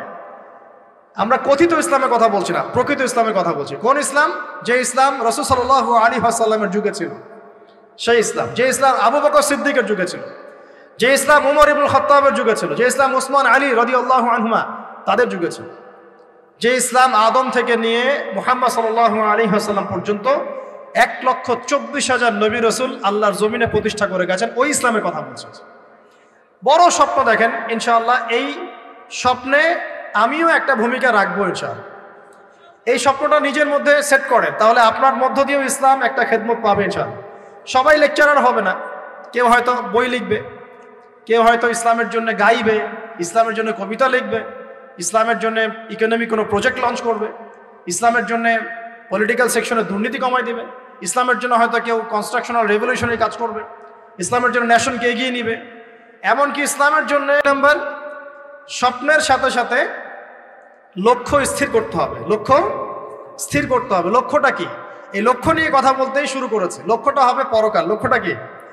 লক্ষ্য একটাই, জান্নাত। লক্ষ্য কি? জান্নাত। এই লক্ষ্যে কাজ করতে গিয়ে যদি আল্লাহর পথে আপনাকে গালি খেতে হয়, সমালোচনা শুনতে হয়, আপনার শারীরিক মানসিক অর্থনৈতিক নির্যাতন সহ্য করতে হয়, দেখবেন আপনি মন থেকে সুকুন শান্তি ফিল করছেন। এই পথে যদি হোঁচট খেয়ে পড়েও যান, শান্তি লাগবে, ভালো লাগবে যে আমি আল্লাহর জন্য করেছি, আল্লাহ আমাকে এটার আজর দিবেন ইনশাআল্লাহ। মানুষ আমাকে অনেক ভালো বলছে, এর মানে এই নয় যে আমি জান্নাত পেয়ে গেছি। আবার মানুষ আমাকে ছিছি করছে, এর মানে এই নয় যে আমি জাহান্নামে চলে গেছি। প্রকৃত ভালো আর মন্দের মানদণ্ড আল্লাহ ফিক্স করবেন ইনশাআল্লাহ কাল কিয়ামতের মাঠে। ফামান যুহজিহা আনিন নার ওয়া উদখিলাল জান্নাতা ফাকাদ ফাজ। ওই দিন আল্লাহ পাক যাদেরকে জাহান্নামের আগুন থেকে বাঁচাবেন, জান্নাতে ঢোকাবেন, একমাত্র তারাই সফল, আর কেউ সফল নয়। আমি বলি এই আয়াত হচ্ছে, দিস আয়াত is the definition of success. এই আয়াত হচ্ছে সাফল্যের সংজ্ঞা। এই যে সাফল্য সাফল্য বলি আমরা, বাবা তোমাকে সফল হতে হবে, মা তোমাকে সফল হতে হবে, হ্যাঁ, what is the definition of success? আপনারা কি মনে করেন সাফল্যের সংজ্ঞা কি?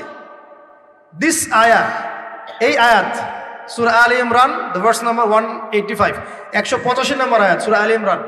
এই আয়াতটা হচ্ছে দ্য ডেফিনেশন অফ সাকসেস, সাফল্যের সংজ্ঞা। ফামান যুহজিহা আনিন নার ওয়া উদখিলাল জান্নাতা ফাকাদ ফাজ। যাকে জাহান্নামের আগুন থেকে কাল কিয়ামতের মাঠে বাঁচানো হবে এবং জান্নাতে ঢুকিয়ে দেওয়া হবে, বাস সে ব্যক্তি সফল, আর কেউ সফল না। এই বিশ্বে বহু বড় বড় মানুষ চলে গেছে, ফেরাউন এবং নমরুদ, আবু জেহেল, আবু লাহাব, উতবা, সাইবা, হ্যাঁ, মঙ্গলরা চলে গেছে, আলেকজান্ডার দ্য গ্রেটের আমল ছিল, হ্যাঁ, কত বড় বড় হিস্ট্রি, রোমকরা ছিল, গ্রিকরা ছিল, পার্সিয়ানরা ছিল, ছিল না? সভ্যতা পড়েছেন তো এগুলো, হিস্ট্রিগুলো। চাইনিজদের সভ্যতা ছিল, রাশিয়ান কন্টিনেন্ট ছিল, কত বড় বড় সভ্যতা পৃথিবী থেকে চলে গেছে। এগুলো তো আমরা জানি। আর যেগুলো কোরআন বলেছে, নুহের জাতি, আদ, সামুদ, মাদিয়ান, কওমে লূত, কত জাতি পৃথিবী থেকে চলে গেছে। আমরা তো শেষের দিকে আছি। মানে আমাদের আর কিয়ামতের মাঝখানে ডিস্টেন্স হচ্ছে আসর থেকে মাগরিব পর্যন্ত সময়। এই উম্মত এবং কিয়ামতের মাঝখানে ডিস্টেন্স হচ্ছে আসরের নামাজ থেকে মাগরিব পর্যন্ত সময়। নবীজি বলছেন এরকম, এই আঙ্গুল থেকে এই আঙ্গুল যেমন দূরত্ব, আমার আর কিয়ামতের মাঝখানে এতটুকু দূরত্ব। সো হিস্ট্রি তো শেষ, আমরা শেষের দিকে আছি। শেষের দিকে আসবে দাজ্জাল, ইয়াজুজ মাজুজ, ঈসা ইবনে মারইয়াম, ইমামুল মাহদি। আস্তে আস্তে ইসলামী খেলাফা রিস্টোর হবে, মানুষ আবার খারাপ হবে, ওদের সামনে কিয়ামত হবে। That's all. পশ্চিম দিক থেকে সূর্য উঠবে, এগুলো বাকি আছে। আর ভূমিকম্প, কিছু ভূমিকম্পের বছর, বড় বড় কিছু প্রাকৃতিক বিপর্যয় বাকি আছে। এখন হিস্ট্রি ঘেটে দেখেন, এরা তো চলে গেছে হিস্ট্রি থেকে। এই ব্যক্তিত্বরা কেউই সফল হবে না যদি কাল কিয়ামতের মাঠে জাহান্নাম থেকে বাঁচতে না পারে। বলেন এই বিশ্বের সবচেয়ে বড় নেতার নাম কি? আপনার কি মত বলেন দেখি। না, আমি ওই সেন্সে বলছি না। এখনকার বিশ্বের সবচেয়ে বড় পরাশক্তির নেতাকে বলেন। বাইডেন। এক্স্যাক্টলি। আমার মতে পুতিন। আমার মতে কি? এ ব্যক্তি সফল হতে পারবে না যদি কাল কিয়ামতের মাঠে জাহান্নাম থেকে বাঁচতে না পারে। তার কাছে এখন সবকিছু আছে, অনেক কিছু আছে। এই ব্যক্তি সফল হতে পারবে না যদি কাল কিয়ামতের মাঠে জাহান্নাম থেকে বাঁচতে না পারে। যদি সে কাল কিয়ামতের মাঠে জাহান্নাম থেকে বাঁচতে পারে, জান্নাতে যেতে পারে, সে সফল ইনশাআল্লাহ। আমি একটা এক্সাম্পল দিচ্ছি। রাসূল সাল্লাল্লাহু আলাইহি ওয়াসাল্লাম বলেছেন, সবচেয়ে সুখী মানুষটাকে, পৃথিবীর সবচেয়ে সুখী মানুষটাকে কাল কিয়ামতের মাঠে আল্লাহ পাক এক মুহূর্ত সময়ের জন্য জাহান্নামে ঢুকাই দেবে। কতটুকু সময়? এক মুহূর্ত। আল্লাহ পাক জানেন কতটুকু সময়। এরপর তাকে বের করে বলবেন, দুনিয়াতে সুখে ছিলা? সে বলবে, আল্লাহ সুখ কি জিনিস আমি জানি না, সুখ কাকে বলে আমি জানি না, সুখ কি আমি সেটা জানি না। আল্লাহ সুখ কাকে বলে আমি সেটা জানি না। আর এই পৃথিবীর সবচাইতে নির্যাতিত, নিপীড়িত এবং দুঃখ ক্লেশে ভরা মানুষটাকে আল্লাহ পাক এই এক মুহূর্তের জন্য জান্নাতে ঢুকিয়ে দিয়ে বের করে নিয়ে আসবে। বলবেন যে দুনিয়াতে দুঃখে ছিলা, কষ্টে ছিলা? এই ব্যক্তি বলবে, আল্লাহ কষ্ট কি জিনিস আমি জানি না, কষ্ট কাকে বলে আমি কষ্টের সংজ্ঞাই জানি না। এই ব্যক্তির তাকদিরে কি হবে পরে? এই ব্যক্তি জান্নাতের ওই যে আরফ নামক জায়গায় দাঁড়িয়ে থাকবে, চেহারাটা ঘুরিয়ে দেওয়া হবে জাহান্নামীদের দিকে।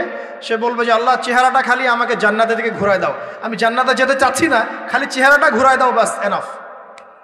আল্লাহ বলবেন আর কিছু চাবো না তো? না, আর কিছু চাবো না। ঠিক আছে, চেহারা ঘুরাই দেওয়া। এবার চেহারা জান্নাতের দিকে ঘুরে আসে, জান্নাতের ঘ্রাণ, জান্নাতের নেয়ামতের স্নিগ্ধতা সব পাচ্ছে সে। এবার বলছে আল্লাহ শুধু দরজার কাছে নিয়ে যেয়ে রেখে দাও, ঢুকতে চাবো না। আল্লাহ বলবেন যে এইবার কথা দিয়ে কথা রাখবা? ঠিক আছে, জান্নাতের দরজার সামনে গিয়ে রেখে দাও।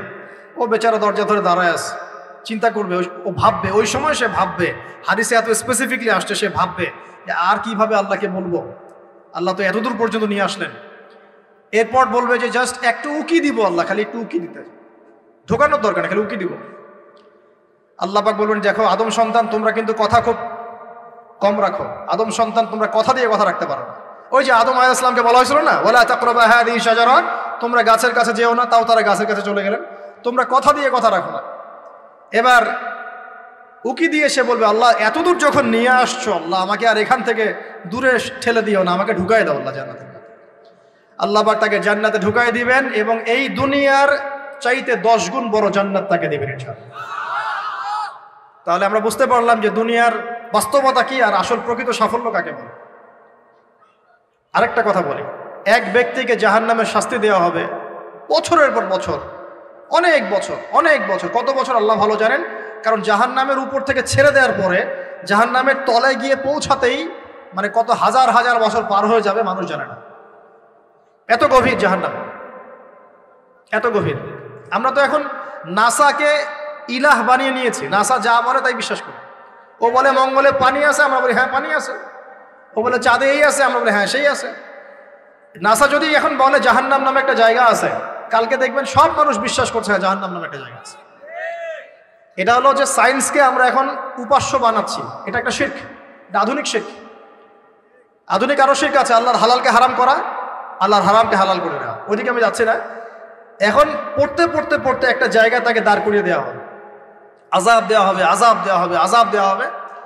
এক পর্যায়ে সে চিৎকার করতে থাকবে ইয়া মান্নান ইয়া হান্নান, ইয়া মান্নান ইয়া হান্নান, এভাবে চিৎকার করতে করতে, এগুলো আল্লাহ পাকের নাম। এগুলো কি আল্লাহ পাকের নাম। আল্লাহ পাক বলবেন দেখো জাহান্নামের অতল গভীরে কোন আমার বান্দা আমাকে ডাকছে, কি হাজত তার, নিয়ে আসো। ওকে জিজ্ঞাসা করা হবে কি প্রয়োজন, সে শাস্তির অভিযোগ করবে। শাস্তির অভিযোগ করে তাকে বলবে যে আমার এই শাস্তি আমি সহ্য করতে পারছি না, আল্লাহ আমাকে এইটা দাও সেইটা দাও, আমাকে আমি যেখানে থাকি সে থাকার জায়গাটা ভালো না, আমি যেখানে বসি বসার জায়গা ভালো না, এরকম অনেক কথা বলতে থাকবে। আল্লাহ পাক তখন তার গুনাহগুলোকে স্মরণ করাবেন, মানে তার এই অবস্থা কেন হলো এটা স্মরণ করাবেন। এবার সে ব্যক্তি পিছনে ফিরে তাকে আবার পাঠিয়ে দেওয়া হবে, যাও পিছনে ফিরে যাও। তো যেতে যেতে সে তাকাবে পিছনে ফিরে, বারবার তাকাবে আর বলবে আল্লাহ তোমার রহমতে আমাকে একবার সেখান থেকে তুমি বের করে নিয়ে আসছো, আল্লাহ দ্বিতীয়বার আমাকে সেখানে পাঠাও, আমি তোমার রহমতের আশা রাখি যে তুমি আমাকে মাফ করে দিবা। আল্লাহ পাক বলবেন আমার রহমতের ওসিলায় সে আমার কাছে চেয়েছে, যাও আমি তাকে মাফ করে দিলাম। এই জাহান্নাম থেকে বের করেও আল্লাহ পাক অনেক মানুষকে কি করবেন, জান্নাতে দিবেন ইনশাআল্লাহ। একজন ব্যক্তির কথা আসছে 99টা খুন করেছে, তওবা করার সুযোগ আছে কিনা খুঁজতে গিয়েছে। এক আবেদ যে ইবাদত করে, আলেম না আবেদ, সে বলেছে কোনো মাফ নাই, ওকেও হত্যা করে 100 পূর্ণ করেছে। পরে অন্য এক আলেমের কাছে গিয়ে তওবা করেছে, আল্লাহ পাক তার জান কবজের সময় ফেরেশতাদের দূরত্বকে পরিমাপ করে এই ওসিলায় আল্লাহ রাব্বুল আলামিন তাকে মাফ করে দিলেন। আরেক ব্যক্তিকে মাফ করেছেন আল্লাহ রাব্বুল আলামিন, যে তার সন্তানদেরকে বলেছিল আমি মারা গেলে আমার লাশটাকে পুড়িয়ে ফেলবা, অর্ধেক ছাই বাতাসে ভাসিয়ে দিবা, অর্ধেক ছাই সাগরে ভাসিয়ে দিবা, বাতাসে উড়িয়ে দিবা, সাগরে ভাসিয়ে দিবা। আল্লাহ পাক ছাই জড়ো করেছেন, করে বলেছেন কেন করেছো এই কাজ? সে বলবে মিন খাশিয়াতিকা ইয়া রাব্বি, হে আল্লাহ তোমার ভয়ে কাজ করেছিলাম, আর তুমি খুব ভালো করে জানো হে আল্লাহ আমি তোমার ভয় করেছি না অন্য কোনো কারণে করেছি। আল্লাহ পাক তাকে বলবেন যাও আমি তোমাকে মাফ করে দিলাম। এক নারীর কথা আসছে, ব্যভিচারী মহিলা, জিনা করে, পতিতা মহিলা, একটা কুকুরকে পানি পান করিয়েছে, আল্লাহ তাকে মাফ করে দিয়েছে। আর একজন লোকের কথা আসছে যে তার বন্ধুকে এতটুকু বলেছিল, একজন ব্যক্তি তার বন্ধুকে এতটুকু বলেছিল যে আল্লাহ তোকে কোনোদিন মাফ করবে না, আল্লাহ তোকে কোনোদিন মাফ করবে না। এরকম কথা কিন্তু আমরা অনেকে বলে ফেলি। আল্লাহ পাক মৌতের পরে এই দুই ব্যক্তিকেই ডাকবেন, কিয়ামতের মাঠে ডাকবেন, এটা বারজাখে হয়েছে। বলবেন আমার রহমত নিয়ে কথা বলার এখতিয়ার তোমাকে কে দিয়েছে, আমি কাকে মাফ করব কাকে করব না এই কথা বলার এখতিয়ার তোমাকে কে দিয়েছে? আজকে আমি তাকে মাফ করে দিলাম, তোমাকে জাহান্নামে দিয়ে দিলাম, চাপ। অতএব আল্লাহ রাব্বুল আলামিনের এই বিশাল রহমত আমরা পাবো, আশাবাদী ইনশাআল্লাহ। এই কারণে আমাদের প্রথম যে বিষয়টা ফোকাস করতে হবে, আল্লাহ রহমত পেতে হলে আমাদের অবশ্যই বস্তুবাদিতা ত্যাগ করতে হবে। আল্লাহ পাক দুনিয়া পছন্দ করেন না, দুনিয়ার মোহে যারা ডুবে থাকে আল্লাহ এদেরকে পছন্দ করেন। দুনিয়া প্রয়োজন, যতটুকু আমার দরকার আমি করব, যতটুকু প্রয়োজন নাই এই বিষয়টা আমি পেতেই হবে, চাই চাই আরো চাই, হ্যাঁ, দু হাতে চাপাও হাত পেতে নাও, ঋণ করে ঘি খাও, এইসব দর্শনের ধার ধারবো না আমরা ইনশাআল্লাহ। আমাদের দুনিয়া চলে গেলে যাক, বাকির খাতা পূর্ণ হোক ইনশাআল্লাহ তাআলা। আর এই দুনিয়াতে এসেছি আল্লাহর ইবাদত করার জন্য। শিখলাম, জানলাম, বুঝলাম ইবাদত মানে শুধুমাত্র নামাজ, রোজা, হজ, যাকাত নয়। এগুলো অবশ্যই ইবাদত, কিন্তু এগুলোই ইবাদত নয়, বরং আমাদের জীবনের প্রতিটা কাজই ইবাদত। আমাদের স্ত্রীর মুখে ভাত তুলে দেওয়া পর্যন্ত, একটা মুসলিম ভাইয়ের সাথে হাসি মুখে কথা বলা পর্যন্ত, মুসাফা করা পর্যন্ত, এভরি সিঙ্গেল ওয়ার্ড যে আমরা এই দুনিয়াতে করি, এগুলো ইনশাআল্লাহ তাআলা ইবাদত বলে কাউন্ট হবে যদি আমরা এগুলোকে তিনটা পদ্ধতিতে করি। এক, আল্লাহর সন্তুষ্টির জন্য করি। দুই, রাসূলের পদ্ধতিতে করি। এবং হালাল খেয়ে করি ইনশাআল্লাহ তাআলা। আল্লাহ পাক আমাদের সবাইকে এভাবে ইবাদত করার তৌফিক দান। আর শেষ করার আগে আমি আর কয়েকটা পয়েন্ট টাচ করে শেষ করে দিচ্ছি, রাত অনেক গভীর হচ্ছে। আসন্ন রমজান মাস আমাদের সামনে আছে। আমাদের সামনে বলতে এই তো 2 সপ্তাহ হয়তো বাকি নাই। আমি কয়েকটা পয়েন্টস খালি আপনাদের সাথে শেয়ার করবো, যে এই পয়েন্টগুলো যদি একটু ফোকাস করি, রমজান মাসটা গোনা মাফের উৎসব হবে ইনশাআল্লাহ। আমরা কলেজ লাইফে পড়তাম একটা ওয়ার্ড, উৎসবের উৎসাহ। উৎসবের উৎসাহ, এই যে ছায়ানট, উদিচি, এইসব জায়গায় যারা থাকে না, এরাও এই শব্দগুলো জানে ভালো। উৎসবের উৎসাহ, ওরা বলে যে জাগতে হবে রাত আলো জ্বেলে রেখে উৎসবের উৎসাহে। মানে রাত জাগতে হবে আলো জ্বেলে রেখে উৎসবের উৎসাহে। আমাদের এই দুনিয়ার জীবনের হায়াত কিন্তু খুব লম্বা না। খুব লম্বা কি? 60 থেকে 70। এর মধ্যে আল্লাহ পাক কিছু উৎসবের উৎসাহ দিয়েছেন, যেমন শবে বরাত, যেমন শবে বরাতের রাত। এই রাতে ব্যক্তিকেন্দ্রিক তো কিছু ইবাদত করা যায়, সামগ্রিক না হলে। এই রাতে আল্লাহ পাক সবাইকে মাফ করেন, 2 শ্রেণীর মানুষ বাদ দিয়ে, মুশরিক, মুশাহিন, শিরক করে যারা, হিংসা বিদ্বেষ পোষণ করে যারা, এদের বাদ দিয়ে। শাবান মাস বেশি বেশি নবী রোজা রাখতেন। আরাফার দিন, আশুরা, মুহররম, জিলহজ মাসের প্রথম 10 দিন কিছু উৎসবের উৎসাহ আল্লাহ দিয়েছেন, দেন নাই? সবচেয়ে বড় উৎসব কোনটা বলেন তো? এই যে রমজান মাস। এখন এই মাসে আলো জ্বালা থাকবে উৎসবের উৎসাহে। কিভাবে? প্রথম কথা বলি, দুনিয়াবি বাজার ঘাট, শপিং টপিং যা যা আছে আগে ভাগে এই কয়দিনে করে ফেলেন, যাদের সামর্থ্য আছে। যাদের সামর্থ্য নাই তারা, আমি বলেছি, প্রজেক্ট করতে হবে, সোশ্যাল প্রজেক্ট। আমরা সামর্থ্যবানদের টাকাগুলোকে কিছু সৎ মানুষ কালেক্ট করবেন, করে যাদের সামর্থ্য নাই তাদের ঘরে মাসের বাজার পৌঁছে দেবেন। করা যাবে না ইনশাল্লাহ? আমরা যারা এইসব জায়গায় থাকি আমরা মনে করি সোসাইটির সবাই এমন। সোসাইটির সবাই এমন নয়। অনেক মানুষ হয়তো খেয়ে পরে থাকতে পারে না, সবাই আমাদের মতো খায় না। আমরা 10টা আইটেম নিয়ে বসি খেতে, অনেকের আলু ভর্তা জোটে না, আছে না? আমরা আমাদের জাকাত, আমাদের ওসর, আমাদের ফিতরা, আমাদের সাদাকাতুল ফিতর, আমাদের সাদাকা এবং ইফতারের প্রজেক্টগুলোকে সুন্দর করে প্যাকিং করে 1 মাসের বাজার করে দেওয়ার ক্ষমতা আমাদের নাই। একজন করে পরিবারের দায়িত্ব নেওয়ার ক্ষমতা আমাদের নাই। আপনি একটা নেন, আপনি একটা নেন, আপনি একটা নেন, আপনি 2টা নেন, আপনি 5টা নেন। দেখবেন ইনশাআল্লাহ তাআলা যখন আমরা খাবার ভাগাভাগি করে খাবো, ইনশাআল্লাহ সমাজে দারিদ্রতা কমে যাবে ইনশাআল্লাহ। কি উন্নতি! কি সবার মধ্যে সম্প্রীতি ছড়িয়ে দেওয়া উন্নতি, সবার মধ্যে এই যে ভালোবাসা ছড়িয়ে দেওয়াটা কিন্তু সমাজের উন্নতি। উন্নতি মানে আমরা আসলে কি বুঝি? খালি কনস্ট্রাকশন নির্মাণ করার উন্নতি? সবার মধ্যে সম্প্রীতি ছড়িয়ে দেওয়াটা উন্নতি। ইভেন এই প্রজেক্টে আপনি অমুসলিম ভাইকেও শরিক করতে পারেন। হ্যাঁ, জাকাতের অর্থ অমুসলিমকেও দেয়া যায়, তার অন্তর ইসলামের দিকে আকর্ষিত হবে ইনশাআল্লাহ। এই মুসলিমরা আমাকে সহযোগিতা করেছে, তার আমাদের রিলিজিয়নের প্রতি তার একটা সফট কর্নার তৈরি হবে ইনশাআল্লাহ। এগুলো করা বন্ধ করেছে বলেই তো অন্যরা এগুলো কাজ করছে। আর নীরবে আস্তে আস্তে বাংলাদেশে বহু মানুষ বিধর্মী হয়ে যাচ্ছে, এগুলো তো খবর রাখেন না। আল্লাহ পাক আমাদেরকে বোঝার তৌফিক দান করুন। আগে রমজানের প্রিপারেশন নেন, এটা গেল একটা পারিবারিক ইকোনমিক প্রিপারেশন। আধ্যাত্মিক প্রিপারেশন কি? হুট করে রমজান মাসে গিয়ে সব ইবাদত একসাথে ধরা যায় না। এই কারণে এখন থেকেই নামাজ, তেলাওয়াত, তাফসির পড়া, একটু তাহাজ্জুদ, চাষ্টের নামাজ, ইশরাকের নামাজ, জিকির আজগার, এগুলো একটু ধরার চেষ্টা করি, যাতে রমজান মাসে গিয়েই আমি একদম যেন মোমেন্টামটা যেন ধরতে পারি ইনশাআল্লাহ। আল্লাহ পাক তৌফিক দান করুন। 3 নম্বর হচ্ছে অপচয় করবো না রমজান মাসে। অনেকদিন বলছি 5টা খেজুরে যদি ইফতার হয়ে যায়, 6 নম্বর খেজুর আপনার খাওয়ার দরকার নাই, আপনি দান করে দেন। 2টো জামা দিয়ে ঈদ হয়ে যাচ্ছে, 4টা জামা কেনার দরকার নাই, বাকি 2টো দান করে দেন। আপনার পরিবারের জন্য যদি 30 কেজি চাল যথেষ্ট হয়, 40 কেজি কেনার দরকার নাই, বাকিটা দান করে দেন। বহু মানুষ রমজান মাসে ইফতার করবে, ইফতার করে আল্লাহর কাছে বদদোয়া করবে। দেখে নিয়েন, বলবে যে আল্লাহ আমি ইফতার করার খাবারটুকু পাচ্ছি না। পুরো বিশ্বের ইকোনমিক অবস্থা কিন্তু সুবিধার না। আস্তে আস্তে আমাদের এগুলো বুঝতে হবে। আল্লাহ পাক আমাদেরকে শুধু কোরআন তেলাওয়াত করলেই তো হবে না, এগুলো অর্থ তো বুঝতে হবে। কোরআন হাদিস দিয়ে বিশ্বটাকে তো ডিল করতে হবে, হবে কি না? আল্লাহ তৌফিক এনায়েত করুন। অপচয় না করি। আর রমজান মাস আসার আগেই আল্লাহর ওয়াস্তে সবার ঘরে ঘরে কোরআন এবং কোরআনের তাফসির কেনা চাই। এই রমজান মাস আমরা কোরআন পড়ে শেষ করে দেবো ইনশাআল্লাহ।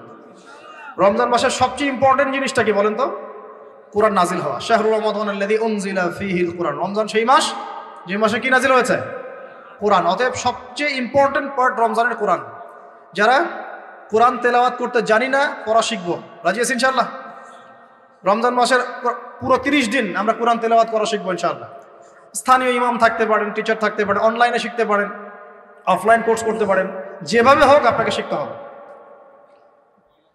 এর পাশাপাশি যারা হাফেজ এবং আমরা টুকটাক যারা আরবি বুঝি, আমাদের প্রতি নসিহত হচ্ছে রমজান মাসে 30 দিনে প্রতিদিন 1 পারা করে আমরা তাফসির পড়বো। 30 দিন 30 পারা শেষ ইনশাআল্লাহ। পারা যাবে ইনশাআল্লাহ? রমজান মাসে আর কি কাজ করব? তারাবি সালাত জামাতে পড়ার চেষ্টা করব। আর যে তারাবি জামাতে পড়বে সে 5 ওয়াক্ত নামাজ তো অবশ্যই জামাতে পড়তে হবে। জামাত যদি কোনো কারণে মিস হয়ে যায়, নামাজ বাদ, একাকেই হলেও নামাজ পড়তে হবে। হ্যাঁ, যদি দেখেন জামাতে তারাবি পড়তে পারছেন না, ফ্যামিলিকে নিয়ে প্রয়োজনে তারাবি পড়েন। ফ্যামিলি মেম্বারদেরকে নিয়ে আপনি তারাবি পড়েন। আপনি পুরো কোরআনের হাফেজ না, 1 পারা জানেন, 1 পারা দিয়ে পড়েন। আপনি 20টা সূরা জানেন, একটা সূরা বারবার রিপিট করে করে পড়েন। নামাজটাকে ধীর স্থিরভাবে লম্বা করেন। রাসূলুল্লাহ সাল্লাল্লাহু আলাইহি ওয়াসাল্লামের মতো তিনি লম্বা করে ধীর স্থিরভাবে রমজান মাসে কিয়াম করতেন। আল্লাহ আমাদের তৌফিক দান করুন। আর যাকাত যাদের ফরজ হয়েছে রমজান মাসে অবশ্যই যাকাতগুলো দিয়ে দিব ইনশাআল্লাহ। যাকাত নিয়ে ডিফারেন্ট লেকচার আসবে ইনশাআল্লাহ, অনলি যাকাতের উপরে। যাকাত নাই, ইসলামিক অর্থনীতির ভিত্তি থাকবে না। যাকাত প্রতিষ্ঠা না করতে পারলে চিরস্থায়ীভাবে সমাজ থেকে দারিদ্রতা দূর করা যাবে না, কোনোভাবেই যাবে না। আপনি অ্যাডাম স্মিথের বই সমাজে কায়েম করে ছেড়ে দেন, তারপরেও দেখবেন যে সমাজে দারিদ্রতা দূর হচ্ছে না 100%। যতক্ষণ পর্যন্ত মুহাম্মদ সাল্লাল্লাহু আলাইহি ওয়াসাল্লামের ছেড়ে যাওয়া এই যাকাত ভিত্তিক অর্থনীতি প্রতিষ্ঠা না করতে পারছে। আমি চ্যালেঞ্জ করলাম, অ্যাডাম স্মিথের বই দি ওয়েলথ অফ নেশন আপনি প্রতিষ্ঠা করে দেন সমাজের মধ্যে, দেখবেন যে 100% দারিদ্রতা দূর হবে না, কখনো না। মুহাম্মদ সাল্লাল্লাহু আলাইহি ওয়াসাল্লাম রেখে যাওয়া সুন্নত যাকাতটা চালু করে দেন, দেখবেন ইনশাআল্লাহ কেউ না খেয়ে মারা যাবে না ইনশাআল্লাহ। এটা প্র্যাকটিক্যাল। অ্যাডাম স্মিথের জন্ম হয় নাই যখন উমর রাদিয়াল্লাহু আনহু এই যে তার খেলাফত চালাতেন, তখন কি তার জন্ম হয়েছে নাকি? উমর রাদিয়াল্লাহু আনহু যুগে একটা মানুষ দেখাতে পারবেন দারিদ্র সীমা নিচে বাস করে? তখন ওয়েলথের মানদণ্ড কি ছিল? গোল্ড কয়েন, গোল্ড, দিনার। সাহাবীরা ছেড়ে যেতেন দিনার, দিরহাম। আমরা ছেড়ে যাই কাগজ। কি ছেড়ে যাই? কাগজ। আর মনে করি অনেক ধন আমার। কি একটা যুগ আসলো, মানুষ কাগজকে ধন মনে করে। সুবহানাল্লাহ। যাই হোক, ওদিকে যাচ্ছি না। যাকাতগুলো দেওয়ার চেষ্টা করে, আল্লাহ পাক সবাইকে তৌফিক এনায়েত করুন। মনে রাখবেন, যে ব্যক্তি নামাজ পড়ে যাকাত দেয় না সে মুসলিম নয়। যে নামাজ পড়ে যাকাত দেয় না, যাকাত অস্বীকার করে, সে মুসলিম নয়। আর যে ব্যক্তি নামাজের ফরজিয়াতকে অস্বীকার করে সেও মুসলিম নয়। নামাজও থাকতে হবে, যাকাতও থাকতে হবে। আল্লাহ পাক তৌফিক এনায়েত করুন, আমিন। আর সবশেষ কথা হলো, রমজান মাসে আমরা যেটা বুঝি খাওয়ার আর পান করা ছেড়ে দেওয়ার নাম রোজা, এটাও ভুল কনসেপ্ট। শুধু খাবার আর পানীয় ছেড়ে দেওয়ার নাম রোজা বা সওম নয়, বরং আল্লাহ পাকের নিষেধকৃত যাবতীয় কবিরা গুনাহ ছেড়ে দেওয়ার নাম হচ্ছে সওম।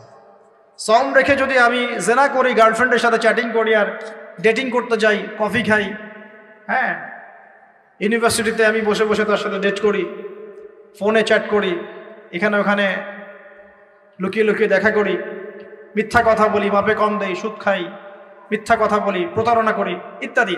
রোজা রেখে যদি এই কাজগুলো আমরা করি, রোজা ভেঙে যাবে। বিশ্বাস করেন, রোজাটা ভেঙে যাবে, রোজা থাকবে না। নবীজি বলছেন, এই রোজা রাখুক বা না রাখুক আল্লাহর কিছুই যায় আসে না, আল্লাহ পাক দেখবেনই না এর দিকে। সওম মানে আল্লাহ পাকের সমস্ত নিষেধগুলোকে বর্জন করা। একটা মেয়ে রোজা রেখেছে, বেপরদায় বাইরে চলে গেল, সওম হয়নি, সওম ভেঙে গেছে। রোজা রেখেছি, আমি বসে বসে গীবত করলাম, সওম ভেঙে গেল। রোজা রেখেছি, মিথ্যা কথা বললাম, মাপে কম দিলাম, রোজা ভেঙে গেল। আল্লাহ পাক আমাদের সবাইকে সওম রাখার মতো রাখার তৌফিক এনায়েত করুন বলে আমি। আর সর্বশেষ কথা, এখানে আসতে পেরে আমি নিজেকে খুবই ধন্য মনে করছি। আলহামদুলিল্লাহ, একটা শিক্ষিত মহল পেয়েছি, তাই অনেকগুলো কথা মন থেকে বলে ফেললাম। এর মধ্যে যদি কোনো ভুল ত্রুটি হয় সেটা আমার পক্ষ থেকে, আর সঠিক বিষয়গুলো আল্লাহ পাকের পক্ষ থেকে। ঢাকাবাসীর জন্য এতটুকু বলবো, বস্তুবাদী হয় না। শহরটা যেন আপনাকে বস্তুবাদী না বানাতে পারে। এখানে আমাদেরকে থাকতে হবে কেন? কারণ যেখানে মক্কা, যেখানে আবু জেহেল, সেখানেই মুহাম্মদ সাল্লাল্লাহু আলাইহি ওয়াসাল্লামের জন্ম হয়। যেখানে ইব্রাহিমের পিতা আজার, সেখানেই ইব্রাহিমের জন্ম হয় নাকি? এবং তারা একটা সময় পর্যন্ত চেষ্টা করতে থাকেন সমাজের মানুষকে সঠিক পথে আনার জন্য।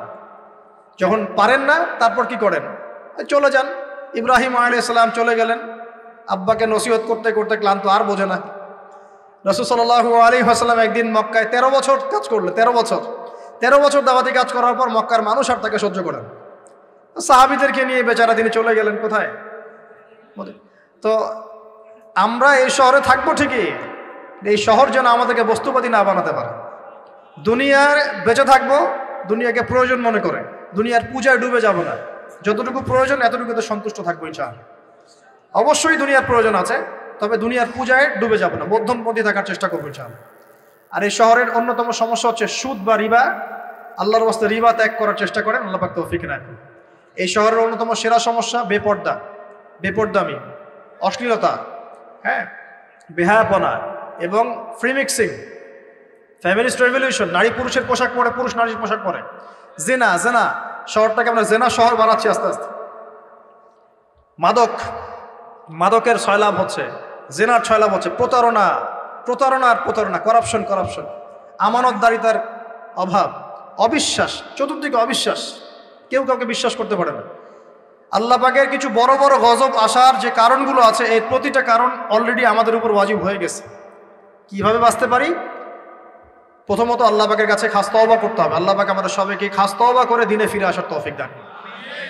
2 নম্বর, আল্লাহর কাছে আমরা ওয়াদা করব, আল্লাহ দুনিয়াতে যতদিন বেঁচে আছি তোমার আদেশ, তোমার নবীর আদেশ মেনে চলবো ইনশাআল্লাহ। আমরা জানি 100% পারবো না, যতটুকু পারি চেষ্টা করবো ইনশাআল্লাহ।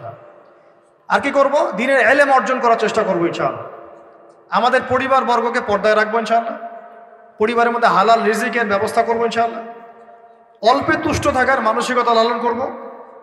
অসহায় গরিব দুঃখী মানুষের পাশে থাকার চেষ্টা করবো ইনশাআল্লাহ। জাতির মধ্যে ফিকশন, ফাসাদ বাড়িয়ে দেব না, বরং আমরা শান্তিপ্রিয় মানুষ, শান্তিপ্রিয় থাকবো।